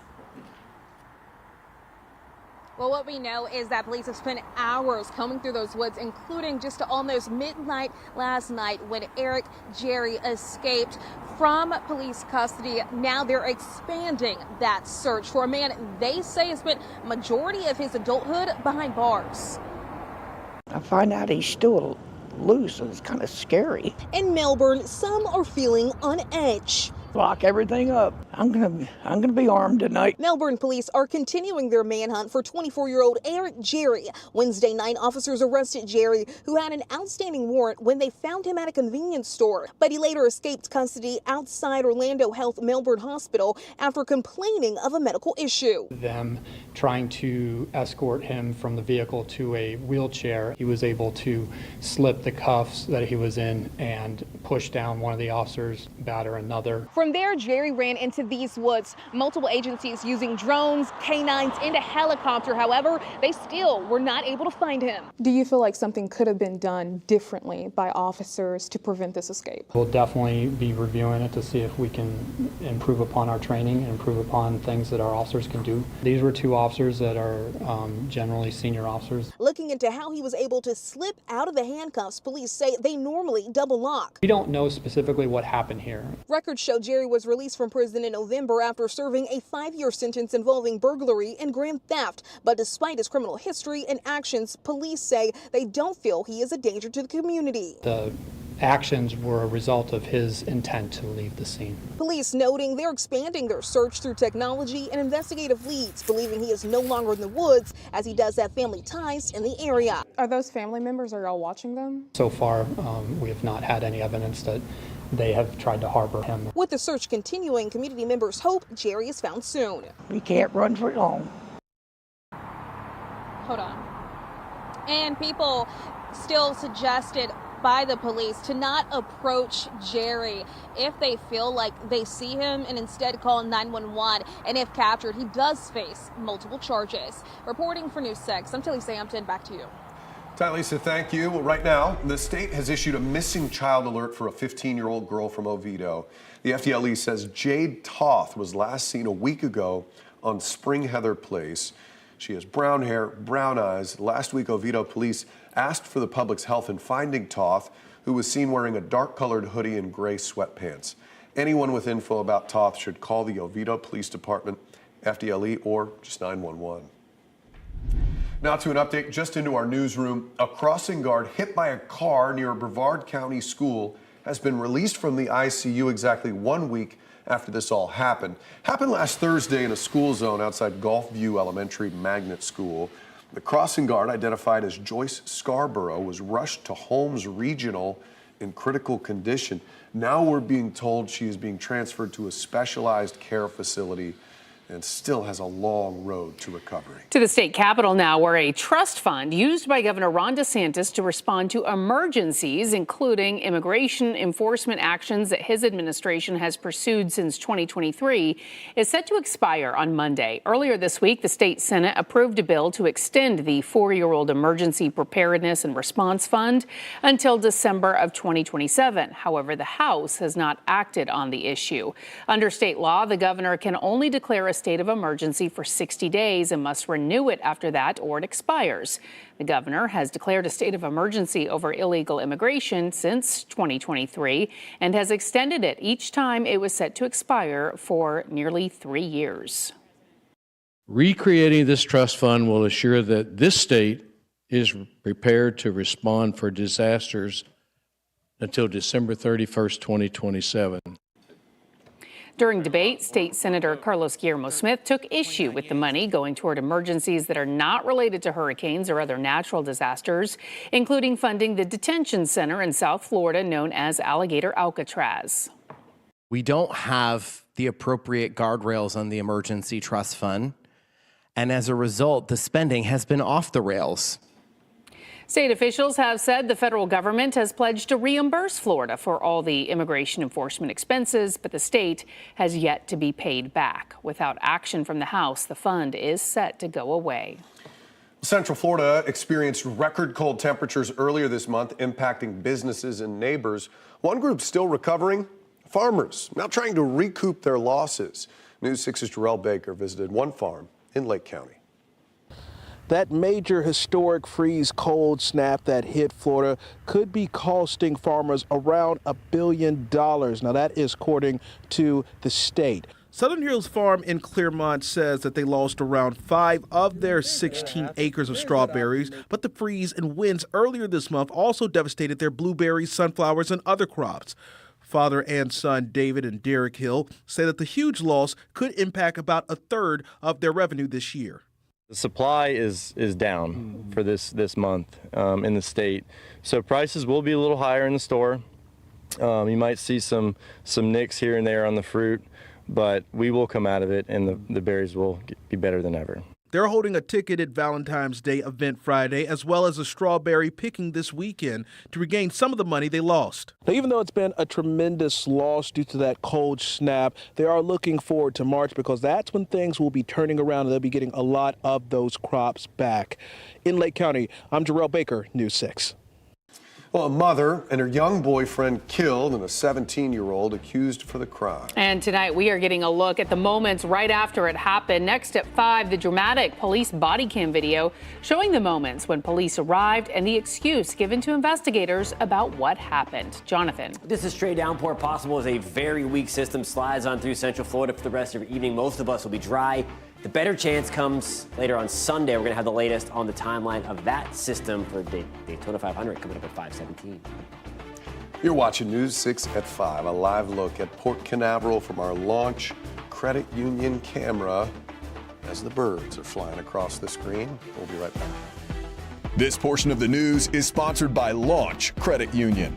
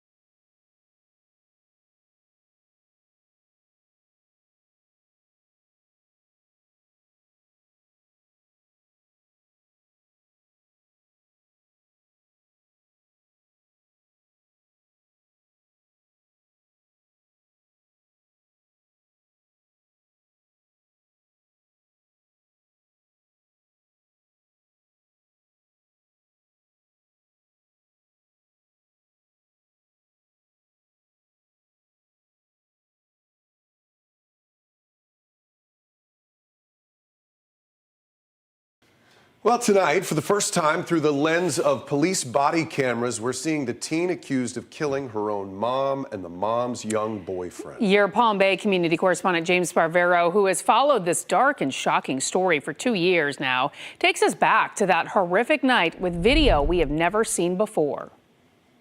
What? You okay? Are you okay? Are you bleeding? No. Who's bleeding? when Palm Bay police got to 16-year-old Julia Egler's house. Why is that door smashed? So uncanny.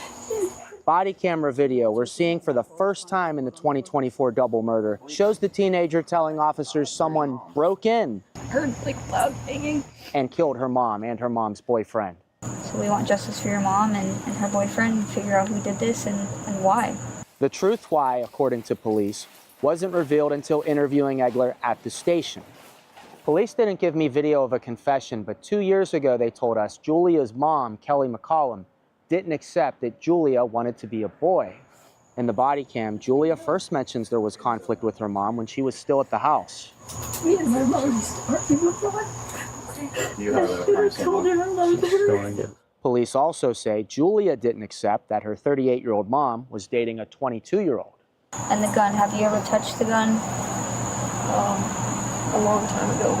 So you're familiar with guns and how they work, how they shoot? Police say Egler shot her mom first, then turned that gun on her mom's boyfriend, who she also stabbed. Egler is still just 17 now, but prosecutors say they will try her as an adult. The state attorney's office, though, says she will not be facing the death penalty on her 2 counts of first-degree murder. We'll keep you updated on the prosecution. In Brevard County, I'm your Palm Bay community correspondent, James Sparvero, News 6. Now an update to a story we first brought you a few weeks ago. It's officially a sinkhole in Groveland. Lake County announcing the update this morning.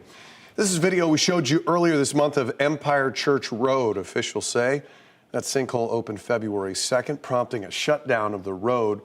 That was from Bear Lake to Edge Hill Drive. The county has a repair plan and they are working to stabilize the area. I know there are technical terms, but I think, were they originally referring to that as a depression? They called it a depression, which is the understatement of the century. When it looks like a duck, I was just gonna it say walks like a duck. They're always hesitant to bring out the old sinkhole Again, word. I know there is a technical for sure. definition for that, but there it is. It's official. That would have been a giant depression, that's for sure. All right, meteorologist Jonathan Kagas, and we are in a drought right now. Yes. All right, you guys just That's stealing that. depressing. Like, there's a technical, the definition for this too. Yeah, and unfortunately, it expanded and intensified today as we thought it might. The drought monitor goes to anything we picked up through last Tuesday. We have not picked up much since the week before Tuesday. And again, now almost everybody in Central Florida in this beige color, which does include drought, hanging on to just abnormally dry conditions in parts of northern Brevard. That's us in Mims, in Titusville, Scottsmore. But we are also dry. The extreme drought, that's the red color. That's what you really want to avoid. That expanded into Flagler County, parts of Sumter County, and then the severe drought in the orange. They're now included in New Smyrna Beach and Daytona. So things are obviously getting worse. We need some rain. I think we have a little bit coming our way by the second half of the weekend. A couple of itty-bitty specks now popping up. Really nothing noteworthy out there to talk about. We talked about this yesterday. We likely have a few downpours. The drier air really just winning out even again tonight. So here's the rest of the evening. Again, a stray downpour in the mix. That's all I have for you tonight. We're mainly going to be dry tomorrow and to start the weekend. I think even for the start of Sunday as well, we're dry. It's going to be late into the evening on Sunday. That's when we start to watch things try to moisten up just a little bit. So they go 9 o'clock in the morning on Friday. Things are looking good. Do watch out for a little bit of fog to come back and play again. That's what's going to try to come back in into the afternoon. That will burn off just like what we had today. Some sunshine peeking through for us in Daytona Beach. That is a live look. Temperatures back into the low 60s. The breeze out of the north behind that weak front at about 15 miles an hour. So it is breezy. That's one of the other things we're going to watch for the second half of the weekend as another front comes through. The wind is going to kick up, and any kind of rain we get, it's going to dry things out very quickly once again. DeLand, good evening. We're back to the mid-60s, 74 in Leesburg. Denellen, we are at 73 degrees. Tomorrow morning, we're going to start things off in the 50s again. For most of us, we'll slip back into the 40s in Ocala.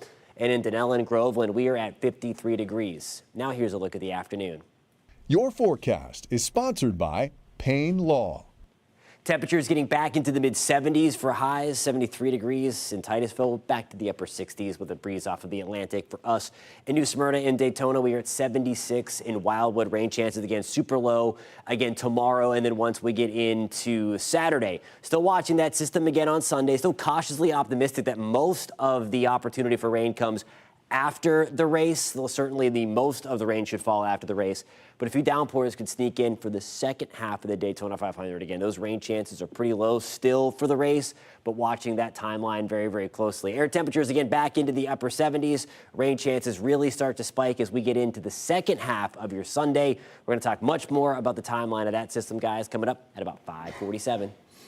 All right, Jonathan, thank you. Well, back to the water. 3 manatees were released at Blue Springs State Park today. But the story of how they got there may pull on your heartstrings a bit. Coming up, see them make their way back into the wild and hear why they had to be saved when they were just calves. Thursday evening traffic alert. Man, that construction was ramped up last night. Expect it over the next few nights and probably over the next few months. Right now, I-4 east and westbound lane closures are in place. Need you to be careful, and these shutdowns keep happening on the Florida Turnpike. Do expect that through the weekend as well, as they do a lot of work out in this area. So currently southbound tonight will be shut down right there on Osceola Parkway, and then we'll have some ramp work down in the South Brevard area around 192 and I-95 in Melbourne. Just be careful, they'll have some detours set up. I'm Trooper Steve with the News 6 Traffic Alert. Drive safely, and I'll catch you in the morning. And here's a live look at downtown Orlando from our Light Orlando Delivering Hope camera. You're watching News 6 at 5. We'll be right back.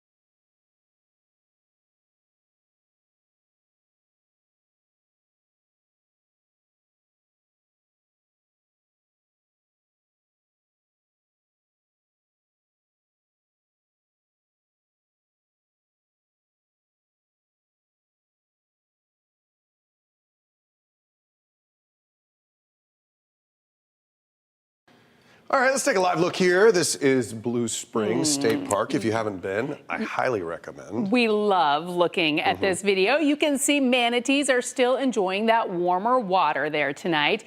Now, 3 rehabilitated manatees joined the group earlier today, and you can see their release right here in this video. The 3 were saved by SeaWorld as calves.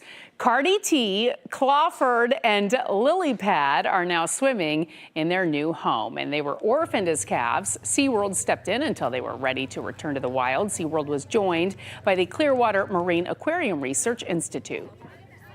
So release days are obviously one of our favorite days for all of us on the team. It is a really big moment for these animals' lives. You know, when they came to us, they came as orphans and they were alone, and we were able to take them in and raise them. We were able to get them on formula or a bottle, just depending on the animal, and we were able to get them nice and healthy, and they have to reach that 600-pound mark, which all of our animals did.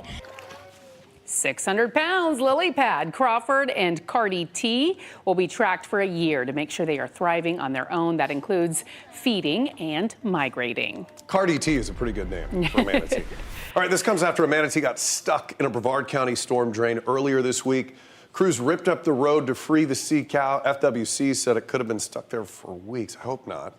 The manatee has been taken to SeaWorld for treatment. Your Brevard County community correspondent, James Sparvero, asked leaders in Melbourne Beach what could be done to prevent this in the future. Can you just tell me what's being discussed?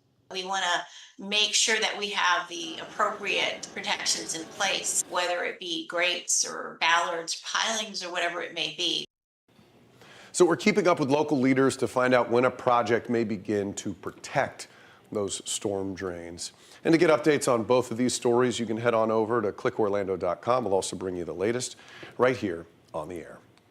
Helping inmates recover from addiction through these guys. We're talking about cats. Those aren't cats. There they are. All right, there we go. We got it. In Flagler County, the jail has a new program bringing in the felines to foster to help inmates work on some core skills. So officials say the animals help inmates with empathy, structure, and consistency. One inmate who wanted to stay anonymous says the cats have made a big difference.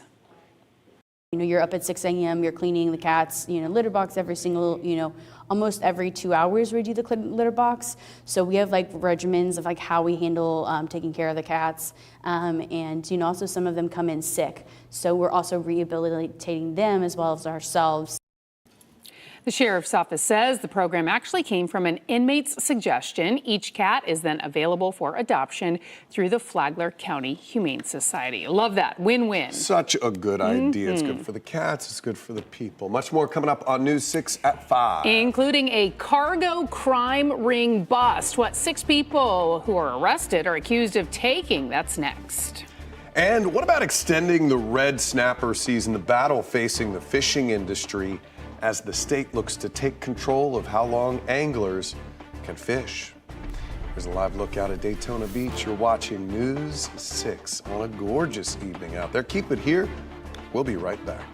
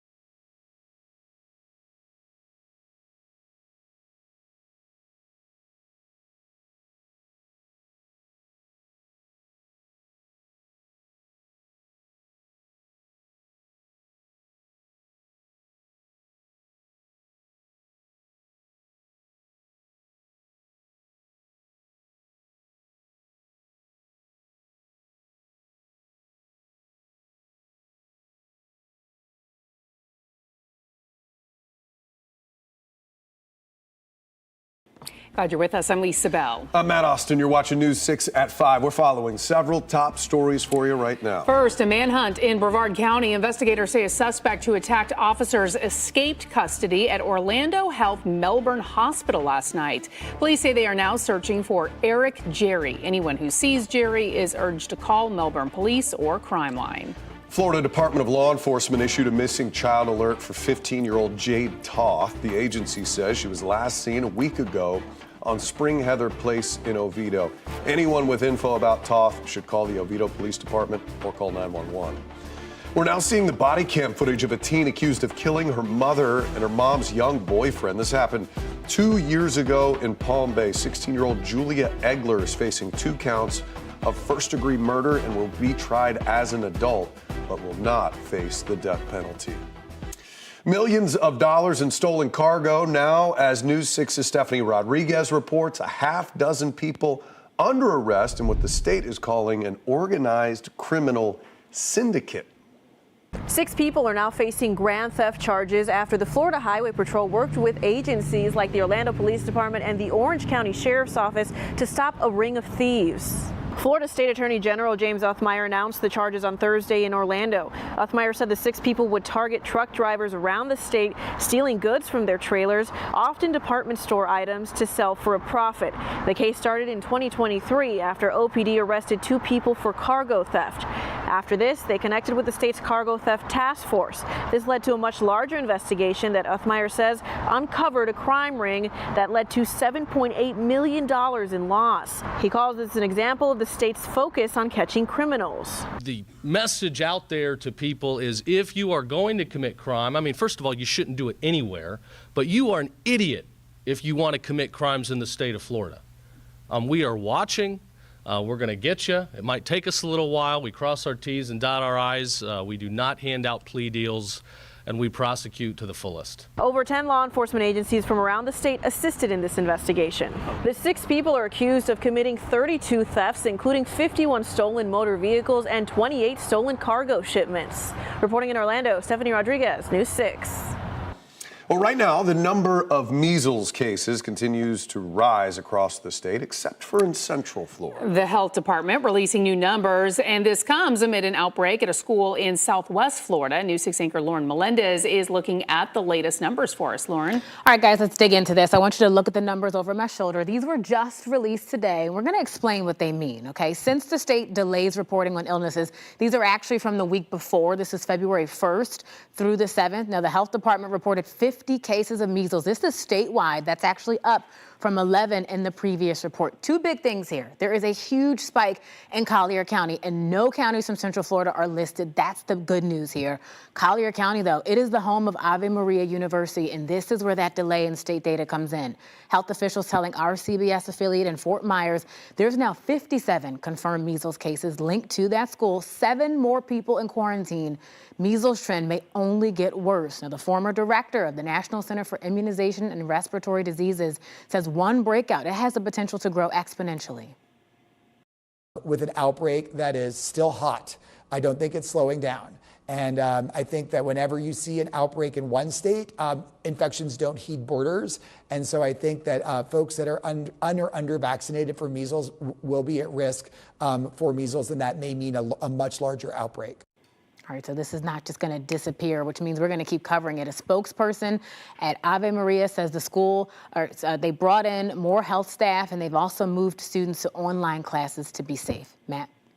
Lauren, thank you. Well, fishing charters and anglers along our coast are celebrating a big win for them in the long battle over red snapper season. See, for years, NOAA has kept Florida's Atlantic season pretty tight, sometimes only 2 days or maybe even none at all.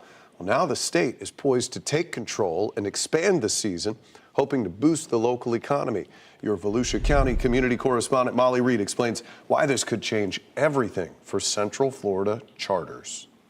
Florida season could be over a month long if this goes through, and the local charter companies here in Ponce Inlet we talked to say this would be a game changer for the local economy here. Now, it's not official just yet, but they've got the first green light in an almost 2 decades long fight, and this decision should be made soon. Over the past several years, we've experienced everything from no season at all to these mini seasons that are sometimes only 1, possibly 2 days. Haley Stevens, owner of Sea Spirit Fishing Charter, has been helping track Atlantic red snapper stock off Volusia's coast. She's pushing for the state to take over the season, saying the current mini-season model isn't working. All go fishing on the same day, so that creates safety challenges. Stevens also says NOAA's data is outdated. The federal limit started in 2008 when stocks were low, but she says that's changed here. The states have come together, the fishermen have come together to say, hey, what we're seeing on the water isn't reflective of the current management. Governor DeSantis announced Wednesday that NOAA is now taking public comments for 25 days before making a final call. If approved, the Southeast states could set their own seasons.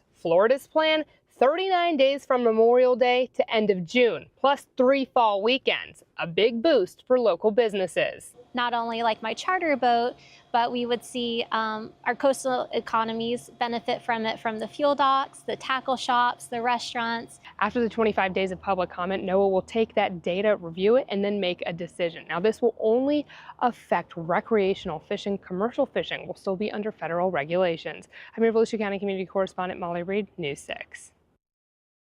And speaking of snapper season, U.S. Senator from Florida, Ashley Moody, is leading a Republican-backed initiative to get NOAA to target illegal fishing by Mexican boats in the U.S. Moody said the volume of illegally harvested red snapper seized by the Coast Guard rose 28% in 2025.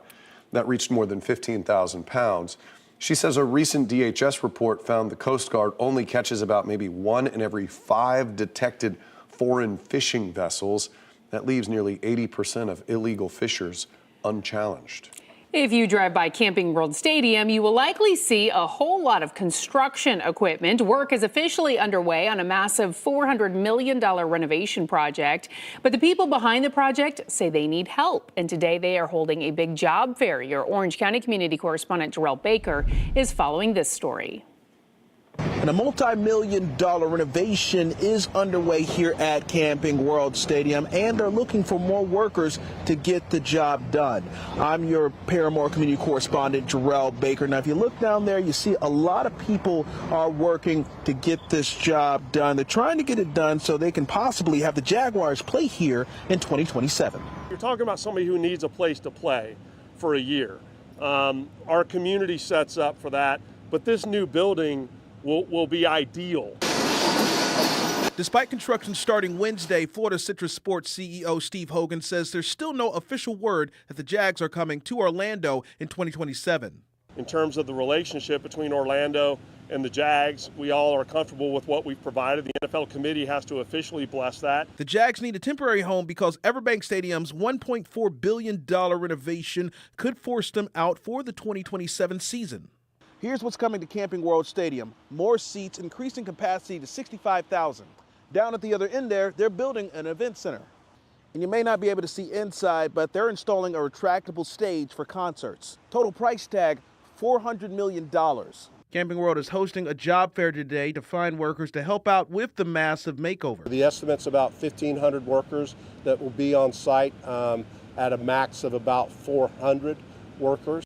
Now you see some trucks and some construction going on there on the east end of the stadium. Now, they have a tight deadline to get this all done. They're trying to get it all done by the summer of 2027, right before the NFL season. Now, they have a job fair that is going on at 6 p.m. today, right there at Varsity Club here at Camping World Stadium. I'm your Paramore community correspondent, Jarrell Baker. Well, it's something you see along the highways, but you probably don't pay it much mind. Weigh stations. But what are the rules for these things? And if you have a large vehicle, like an RV, are you required to stop there? Tonight on Trooper Steve on Patrol, he breaks down that law and what you need to know if you're planning a road trip.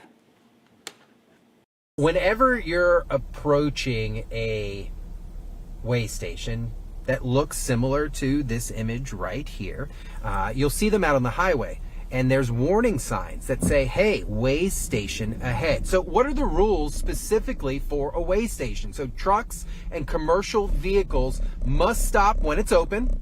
Read and follow every sign. So if the sign says bypass and you're in a commercial vehicle, you're going to bypass that. Personal and passenger vehicles may bypass a weigh station. failure to stop when required may result in a citation. Trooper Steve says weigh stations are important to maintain law and order on the roads. They are also designed for commercial trucks, not passengers like an RV. You can see his entire breakdown on clickorlando.com. Hit the road with Trooper Steve on patrol weekdays at 8 a.m. and 8 p.m. on the new 6 Plus streaming app for your smart TV or clickorlando.com. Well, if you are a bird watcher and have noticed fewer birds, you are not alone. A new study is showing a decline. Up next, why the shortage of birds isn't stopping people from enjoying the nature out there and what you can do to help. The weather very nice today on the drier side, again, as expected. We do have a couple of downpours trying to get going, as we were talking about yesterday. The slightly better chance of rain moves in on Sunday. We'll take what we can get at this point. We're going to break that part of your forecast down coming up at about 5:47. This portion of the news is sponsored by Shark Coatings.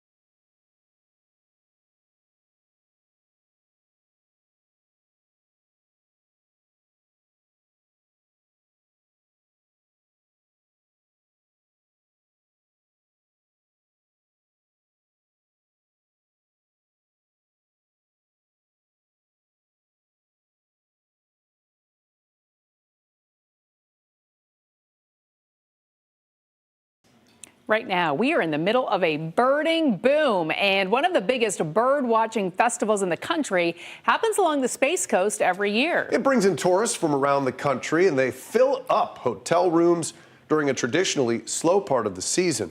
But as News 6's Paul Giorgio shows us, that success may be in jeopardy. There are fewer birds to watch. As sunrise peels back the darkness. This is an area called Shiloh Marsh. Just a stunning area, as you can see, especially this time of day. A circus of sound celebrates the light. This is our little group. And there's a lucky few. We're out here to look at birds. Here to witness it all. So hopefully we'll find something special out here. There's a lot of birds. The Merritt Island National Wildlife Refuge is one of dozens of tour destinations for the Space Coast Birding Festival. It's beautiful out here, but you have to get out to see it. And hundreds have. It's the second largest festival in the United States. My very first birding festival. While the bird watching hobby is growing, Studies suggest there are less birds to watch. It seems to be declining somewhat. Loss of habitat, maybe change in climate. What Ken Friedland is seeing on the ground is backed up by science. A study done by Cornell University found steep, long-term losses across virtually all groups of birds in the U.S. and Canada. That's a nearly 30% decline since 1970, nearly 3 billion birds. But there are some simple things you can do to help. First, apply film to your windows to cut down on reflection and prevent bird strikes. Keep your cats indoors. Reduce your lawn by planting natives. Avoid pesticides, and buy coffee that's shade-grown. Use less plastic. And finally, take a cue from these bird watchers. There's also stilt sandpipers And out spend there. some time in nature. You won't protect what you don't love, and you can't love something until you know it. So just getting out and knowing birds, knowing wild places is the first step. At Merritt Island National Wildlife Refuge, Some tree swallows flying over now. Paul Giorgio, News 6. Well, it is gorgeous. I was going to say, can we take a moment to just enjoy how pretty Right? this Fantastic. state we get? And man, can Paul Giorgio show it through a camera? Mhm. I love how he does that. Meteorologist Jonathan Keg is joining us now. Looks like pretty light on the radar tonight, my friend. I mean, we'll take it. This is the most we've seen in quite some time. These few little specks that are popping up here. We showed you the future radar yesterday, hitting the nail on the head with these developing downpours that are pushing right on down south and east of I-4 right now. Again, few and far between. It's not going to bust the drought situation, as most of us through the rest of the evening will go out seeing any kind of rain. It's all because of this weak front that is pushing through central Florida right now. It was the reason for the extra cloud cover that we saw today, and it's the reason for a few of those downpours that we're only going to keep through central Florida for the next hour or so. Again, we really need it. You don't need me to tell you that. 2.5 to 3.5 inches below normal in the rainfall department since the year began. I do think we'll get some measurable rain once we get into Sunday evening and into the early stages of Monday. Not going to be enough to bust this drought, but certainly we need to start somewhere. Here's the latest drought monitor. And again, if you're just tuning in today, this was the big update that the extreme drought, the red area, expanded, and now most of central Florida, most of the state, really the only sliver of the state not considered to be in a drought is us in northern Brevard County, extreme southern Volusia County, extreme eastern Orange. That is it. Most of the entire state of Florida is in at least some kind of drought. Now, here comes this system as you roll through the day, roll through the weekend. We're going to stop it at 7 o'clock in the morning on Sunday, of course. We are watching right about here, the Daytona International Speedway, of course. By the early morning hours, we're going to watch some downpours in the Panhandle. I think the only shot for a few downpours, again, during the race is going to come towards the back half. That sneaks in ahead. It looks like continuing that the main event, at least the steadiest rain that slices through, will be during the second half of the evening after the race gets over. Now, cloudy skies will be with us. It should be a warm day in Daytona. So just watching for a few of those stray downpours out ahead of the main system. We'll have to just do some dodging at the speedway. But again, I think the worst of it, the most widespread stuff, stays until after the race. Here's a live look outside Port Canaveral, Brevard County. Now, if there are extended cautions, that's a different story. Live look again with our Launch Credit Union camera. Air temperatures back in the low 60s. Under the mainly clear sky, the breeze at about 10 miles an hour. Tomorrow, still on the milder side, we'll shave off a few degrees from what we woke up to this morning. That's in the mid-50s, 49 in Ocala, Palm Coast. Good evening. We are at 51. Now here's a look at tomorrow. Your forecast is sponsored by Advent Health. The afternoon, that is, mid-70s for us. We're at 76 in Kissimmee. Groveland, we're at 76 as well. Rain chances pretty much non-existent. They're about 10% for just a few stray showers to try to push on through. Most of us are staying dry, not only for tomorrow, but for Valentine's Day as well. Rain chances do go up to 60%. This is mainly for the evening. Again, I think the first half of your day is pretty dry. Just have to do a little dodging for the first half of the day as we do get a stray downpour moving in off the Gulf. 40% shot on Monday. That is mainly for the first half of the day. Then I think the evening is looking pretty nice. 77 on Tuesday, back to the 80s, guys, Wednesday and Thursday. All right, Jonathan, thank you. After the end of the night at the bar, you'll hear Last Call. But how late should you be able to drink? Coming up, that's the question city officials in St. Cloud are looking to answer. A preview of what you can expect tonight. Coming up in the morning, new concerns millions of women aren't getting the care they need. The damage it could be doing when it comes to their hearts. Plus, we've got another chance to see fog. Candace will have updates every 10 minutes. Join us for News 6 Mornings starting at 6.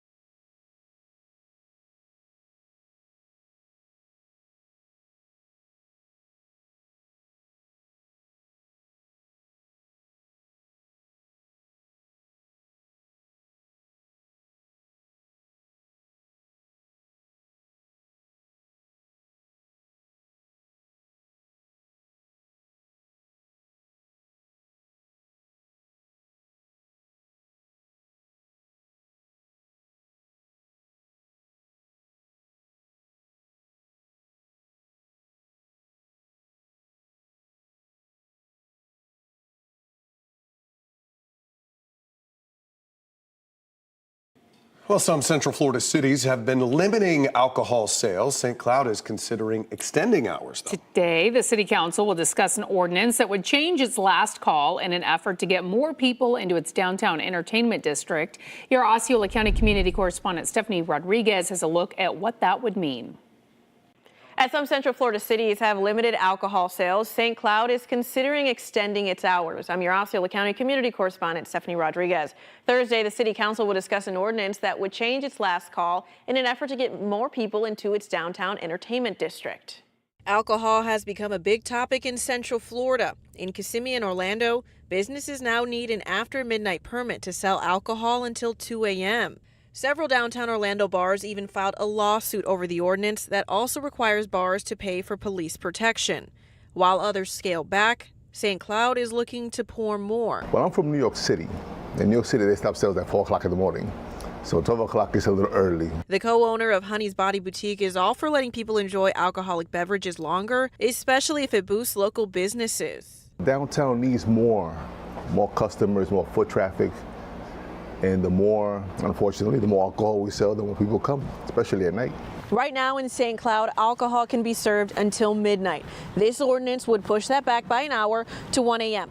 And as it stands, people can actually walk around the entertainment district with the drink that they bought at a local bar. That's not going to change. The city even has these markers to let people know where that boundary ends. I think the downtown St. Cloud Entertainment District is very alive and popping. I think it's growing to another level. Carlise Jones owns a photo studio in downtown and wants to see the city continue growing and believes this change would help drive more interest in the area. I support that because I think that additional hour will give business owners an additional hour to generate more revenue. The council won't take any action tonight as it's just a first reading. It will vote on this in early April, and if they approve the ordinance, it'd go into effect immediately. I'm your Osceola County community correspondent, Stephanie Rodriguez, News 6. So that leads us to our poll of the day. What do you think is a good time for last call? Let us know on clickorlando.com. Right now it looks like 2 a.m. is leading at 48%, followed by midnight at 40%. This would be right in between there, the sweet spot, 1 a.m. 1 a.m. you're thinking? Well, I mean, that's what they're proposing. Oh, that's what they're, so, I thought yes. I thought you were putting your, no. Yeah, there's some young people weighing in there. Up late? Yeah. Yeah. Okay. Not me. Yeah. Lauren Melendez is in the newsroom with what we are working on for News 6 at 6. All right, we're getting some answers about a video making rounds on social media. This is coming from Seminole County. You're going to want to see this. This story is about a kid who was hit by a golf cart. A mother talked to us. She says her son was hit by this golf cart. It was a security guard who was actually driving it, and he had to jump out in front of it. Plus, it took me a year and a half and contacting you in order to get my money back.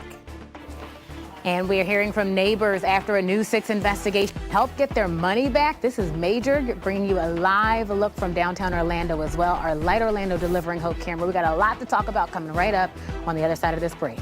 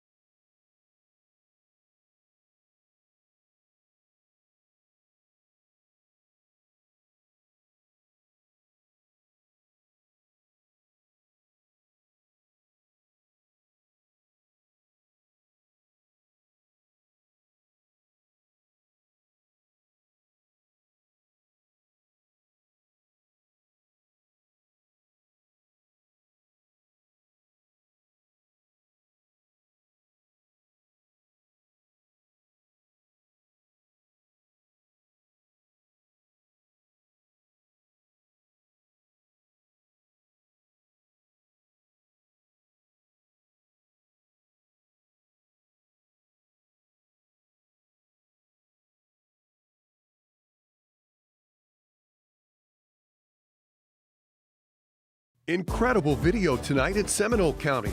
A student hit by a golf cart during a fight with another. Now the boy's mom is speaking out about the incident. Plus, for the first time through the lens of police body camera video, we're seeing the teenager who's accused of killing her mom and her mom's boyfriend. I'll show you what the new video tells us. And a News 6 investigation helping neighbors after they say a handyman ran off with their money. Thank you so much for your help, because I could not have done this without you. News 6 at 6 starts now. Tonight, we're asking Seminole County Public Schools and the Sheriff's Office about a video that's being shared on social media. All right, we're giving you a little snippet right here. A mother says that her son was hit by a golf cart. It was driven by a school security guard. This is at Millwee Middle School. He was trying to apparently break up a fight. So your Seminole County community correspondent, Catherine Silver, she is sharing what we know about this so far. The video appeared on Facebook Wednesday, and this post has been viewed more than 4,000 times since then. You're seeing it as it was shared. And how one of our News 6 producers saw it. The first thing we did was ask the school district and the sheriff's office to give us more context about what happened at Millwee Middle School on Wednesday. A spokesperson for the district said yes, they are aware of this and it is currently under investigation. Law enforcement did not find anything criminal. End of the day, I want to know what happened. We also sat down with the boy in the video and his mother. Tell me what happened yesterday. I got flipped on my back, but I managed to get up because the adrenaline was pumping through me.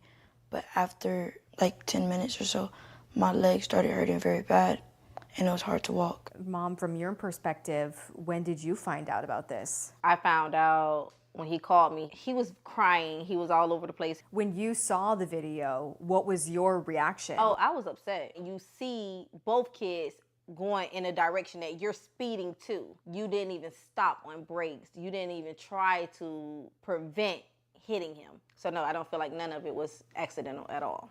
Again, we're being told law enforcement did not find anything criminal. We did ask SCPS for more information about the security guard. They tell us that he is still working here at Millwee Middle School while they continue to look into this. It is a personnel matter and it is being handled accordingly. In Seminole County, I'm Catherine Silver, News 6.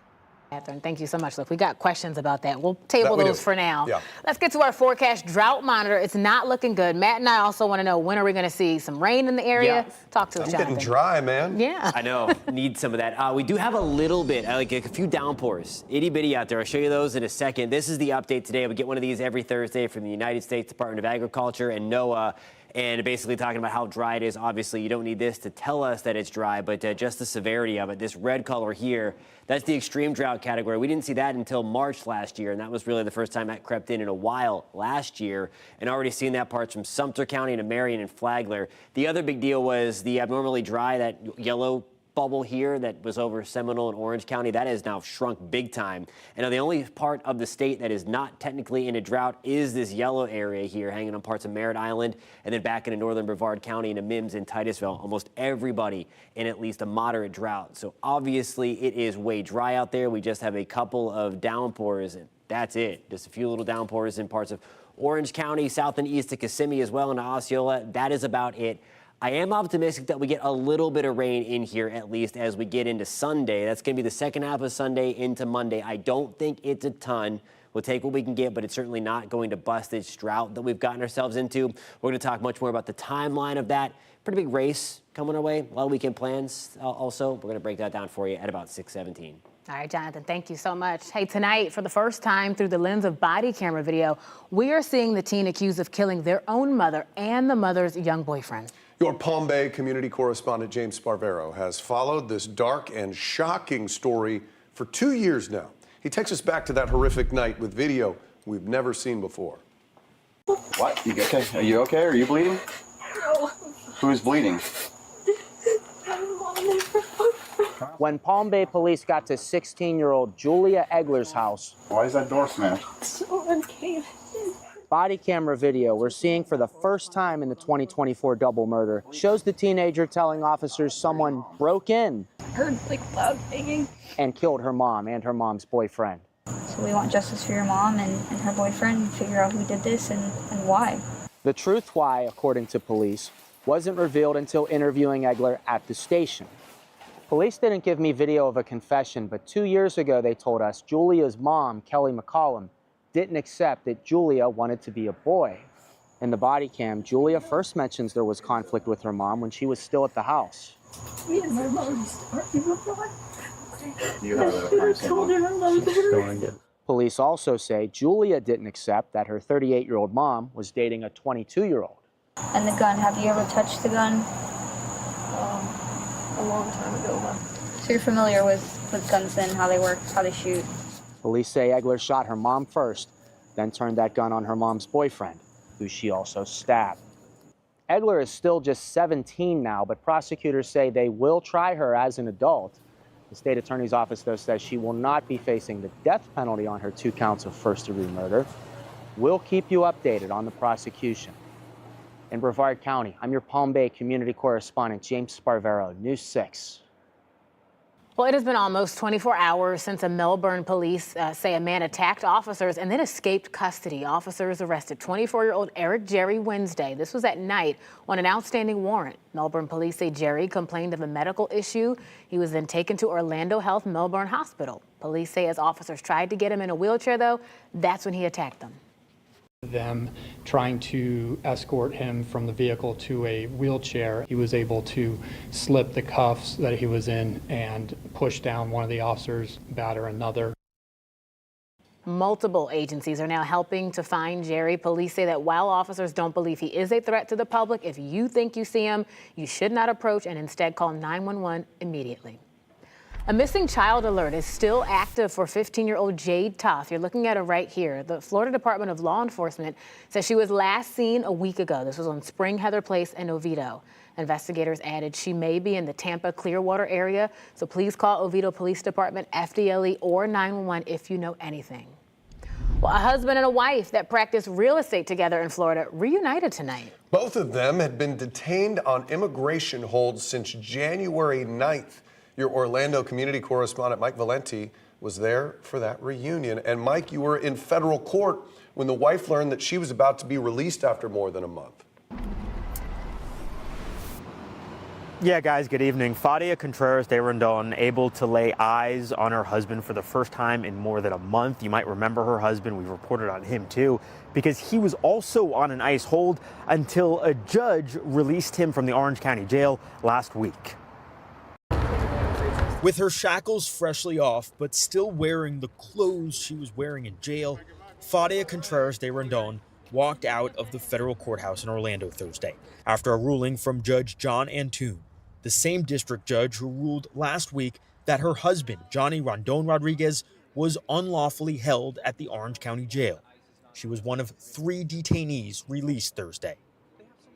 Cuando nos preguntó, dijimos que éramos venezolanos, eso fue suficiente para detenernos. She's happy to be out. She's shocked by the mistreatment she suffered while in custody for almost a month.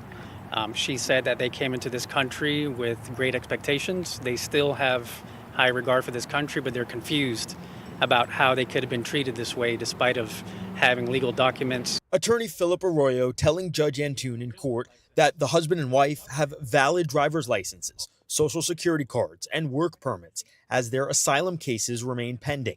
And they have realtor licenses given to them by the state of Florida.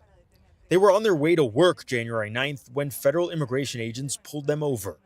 Rondon saying in court that she was shuttled from the Orange County Jail to a facility in South Florida and then back to the Orange County Jail, with stops in between at the ICE office in Orlando.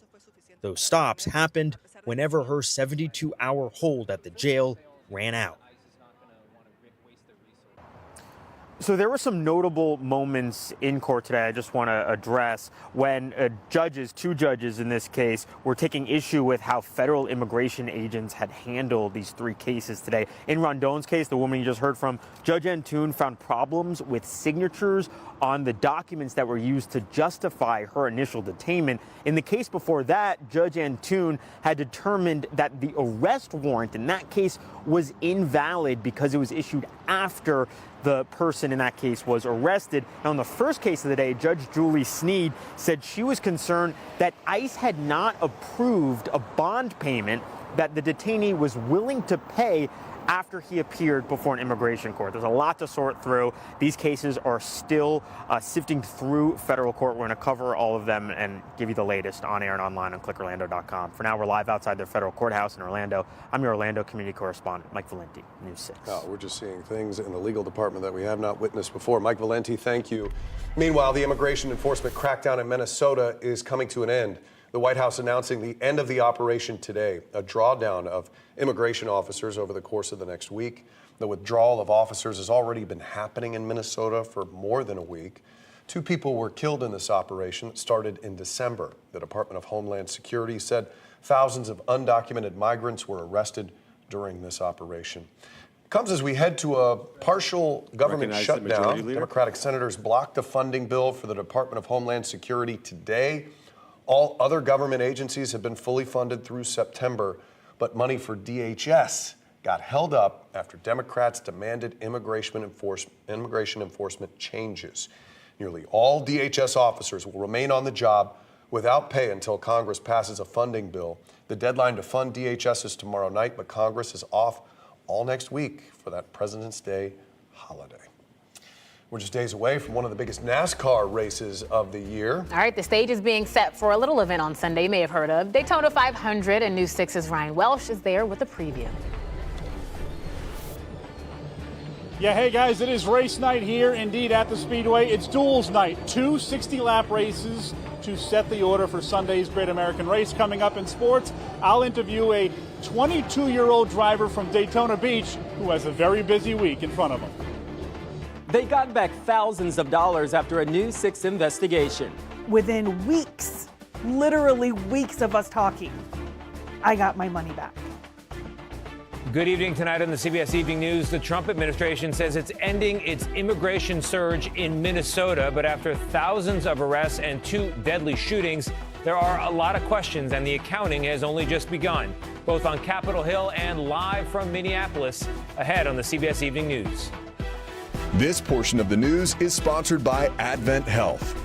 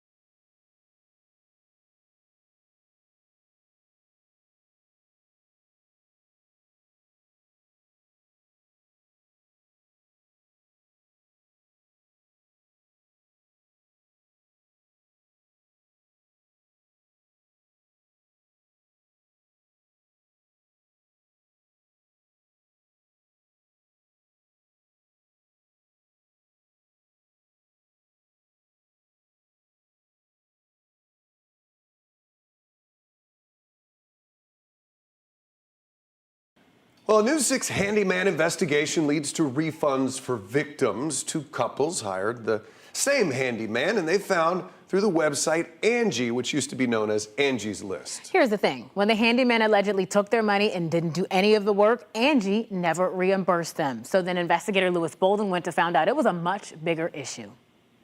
I feel accomplished. Good.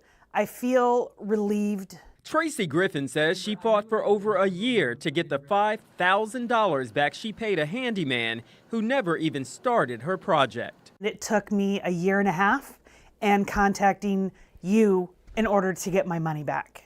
Through the website Angie, Griffin was matched with a company called QC Painting, Inc.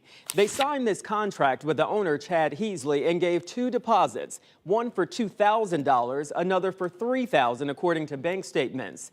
But she says he never started the project, and they went to Angie for help. And then Angie saying, okay, we'll get back to you. And then weeks later, fill out this form. Okay, we'll get back to you. So we filled out form after form after form, a year and a half. A spokesperson for Angie tells a slightly different story. We contacted the company and got this statement reading in part, "We always encourage homeowners to reach out to us when they have issues with a pro so we can investigate and help resolve the issue." And then they confirm we have reached out to both homeowners. And within weeks, literally weeks of us talking, I got my money back. It was less than a month. Griffin contacted News 6 after seeing our report with Irene Simon, who says she lost $2,500 to Heasley operating under a different company and also advertising on Angie. Simon tells News 6 she was also reimbursed by Angie after our investigation. News 6 uncovered the problem is much bigger than Simon and Griffin.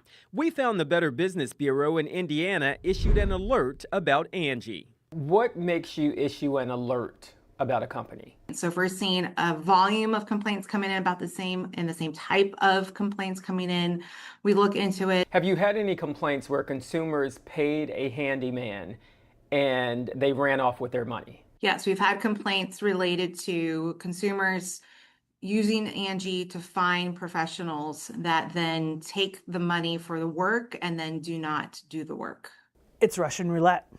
You can have a great experience multiple times and then get hooked up with a fraud contractor. But Griffin is happy to finally have her money back. Thank you so much for your help, because I could not have done this without you. We tried to contact Chad Heasley but did not get a response. He still has a warrant for his arrest for the Simon theft. If you know where he is, contact the Lake County Sheriff's Office. I'm Lewis Bolden, News 6. Well, it is what we call crunchy grass season here in Central Florida. We have not received any rain recently, just little spots here and there. Meteorologist Jonathan Kegas, do we have any on the way? I'm surprised there's still some crunchy grass out there. Like, it's basically sand dirt right now in my place, for sure. There's a couple of little downpours, as you mentioned. They are few and far between. That is not going to help. We're going to transition back into the weekend, though. That's when rain chances go up a little bit, especially Saturday night and then into the first part of Monday. We'll get to that in a second. First, a nice sunset here, Port Canaveral, Brevard County, with our Launch Credit Union camera. Air temperatures back into the low 60s under that mainly clear sky. Feeling very comfortable out there. In Leesburg, we're back to the low 70s for us. 72 in the Villages. Mount Dora, we are at 71 degrees, mid 60s in Melbourne right now. Tomorrow afternoon, we're back to the middle 70s as well. Pretty much the same ballpark as where we were today. Do watch out again for some fog in the morning. Should be on the widespread side, especially if we did get a little downpours for the select few that saw them through the course of the afternoon today. We're at 76 tomorrow in Kissimmee, 76 degrees in Holopop. Now here's a look at tomorrow morning. Your forecast is sponsored by Strata Services. A touch cooler than where we were this morning, a couple of notches cooler. We're back to the mid-50s in Orlando, 54 in Oviedo. Much still on the same warmer page as we're going forward over the next couple of days. Now, tomorrow morning also going to feature hopeful crewed launch from the Space Coast. The weather gorgeous on the Space Coast for us anyway. Launch percentage is 85%. Again, just watching that cumulus cloud roll for the few clouds around, and then the flight through any kind of precipitation that'll be lingering near the Space Coast. The one thing that they're really watching and that we have our eyes on as well, it's the downrange weather, because we have humans on board, the astronauts. Again, you see that just rough launch line there. Look at the wave heights. That if there were to be an emergency and they would have to use the abort system on there, they would need to be rescued, of course. And that is why it needs to be relatively calm between here and about Ireland. It's all because of this storm system here that's kind of wrapping up across the North Atlantic. So we will see what they decide to do, if it's go or no go, based on the downstream weather conditions that look still a little dicey out there. That's why they give it a moderate side. As we move into the weekend, for us, our weather turns a little dicey. So here we go for the Daytona 500. And any kind of afternoon plans, there's 3 o'clock on Saturday. We're watching these little specks out ahead of it. Again, nothing too terribly heavy, I don't think, out ahead for the start of the race. Once we get towards the back half of the race, I am optimistic that we do get most of the race done before any kind of rain is approaching. That's 8 o'clock. The more widespread stuff should come in well after the race is over. And then you see that continuing. There's 8 o'clock on your Monday morning, about through lunchtime around the I-4 corridor, still dealing with some of those heavier downpours around, I think, anywhere from 1/4 of an inch to 1/2 inch is the most likely amount of rain coming our way as we move into the early part of Monday. 79 on Saturday, back to the lower 80s on Sunday, 40% shot again late in the day. We'll keep that 40% rain chance for Monday, back to the 80s Wednesday and Thursday. All right, thank you, Jonathan. Sports director Jamie Say is here. Jamie, action under the lights at Daytona tonight. Yeah, 2 races that are going to impact Sunday's Daytona 500. We're going to talk about the duels coming up. Plus, racing is in this driver's blood. A Volusia County native takes his home track at Daytona tomorrow and Saturday. Coming up, he joins our Ryan Welch live, so keep it here.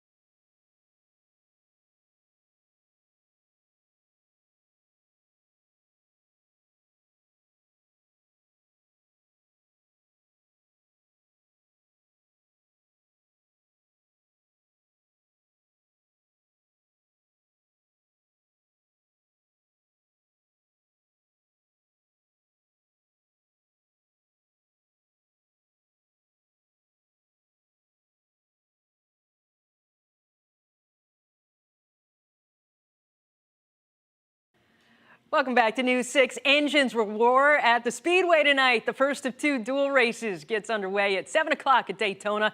The twin 60-lap races, the duels, will start the starting grid for Sunday's Daytona 500.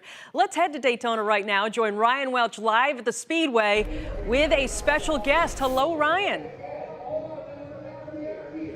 Hey, Jamie, yeah, it is a beautiful but brisk night here at the Speedway. If only we could bottle up these conditions for Sunday's Great American Race, right? Everyone's got their fingers crossed that we can get the entire Daytona 500 in. But as you said, duels night tonight, 2 60-lap races that will set the order for Sunday's Great American Race. Kyle Busch will be on the pole thanks to qualifying, and Chase Briscoe will race second. But we're talking tonight, we're talking Sunday. Those are just 2 races. There is racing all week long here at Daytona International Speedway, and I'm pleased to be joined right now by 22-year-old Daniel Dye, the Daytona Beach native, who's got a really busy week ahead of him. He's got 3 races coming up, including the Craftsman Truck Series race tomorrow night. First of all, Daniel, how's the truck running? Man, it's been pretty good so far today. Great to have Ram trucks back in the sport. Obviously, having Mopar in my truck is super cool for my family, growing up in this area and being a part of the Dodge store here in Daytona. So always awesome to start the race season off in Daytona Beach. Home track for me, hopefully a home track advantage. It hasn't been for the last couple years, but we're hoping we can change some of that luck tomorrow night. Is it always special to be here for you? Absolutely, man. I grew up going to these races, both the first race and the summer race. So, I mean, what better place to start off the year? I wish we could race here every week. We'll ride on the road course, we'll make a short track on the backstretch. I'm cool with whatever, but always happy to be in Daytona Beach, see friends and family, and all these great fans here in Volusia County. Daniel, best of luck tonight and best of luck this weekend. Thank you. All right, 7 o'clock tonight, that's when the first race is, and then 8:45 around there for dual race number 2. Reporting live from Daytona International Speedway, I'm Ryan Welch. Jamie, back to you. Thank you, Ryan. Thank you, Daniel Dye. You know, he was a former Sonic Prep Player of the Week back in his days at Father Lopez High, that Daniel Dye. I'll be at the track tomorrow covering the truck race that Daniel is racing in. Last night, the Speedway veteran driver and fan favorite Kyle Busch ran the fastest lap in qualifying. He's going to start in the pole in the 500 for the first time ever. Busch is about to make his 21st start in this Great American Race, and he's never won it. He's somebody that fans would love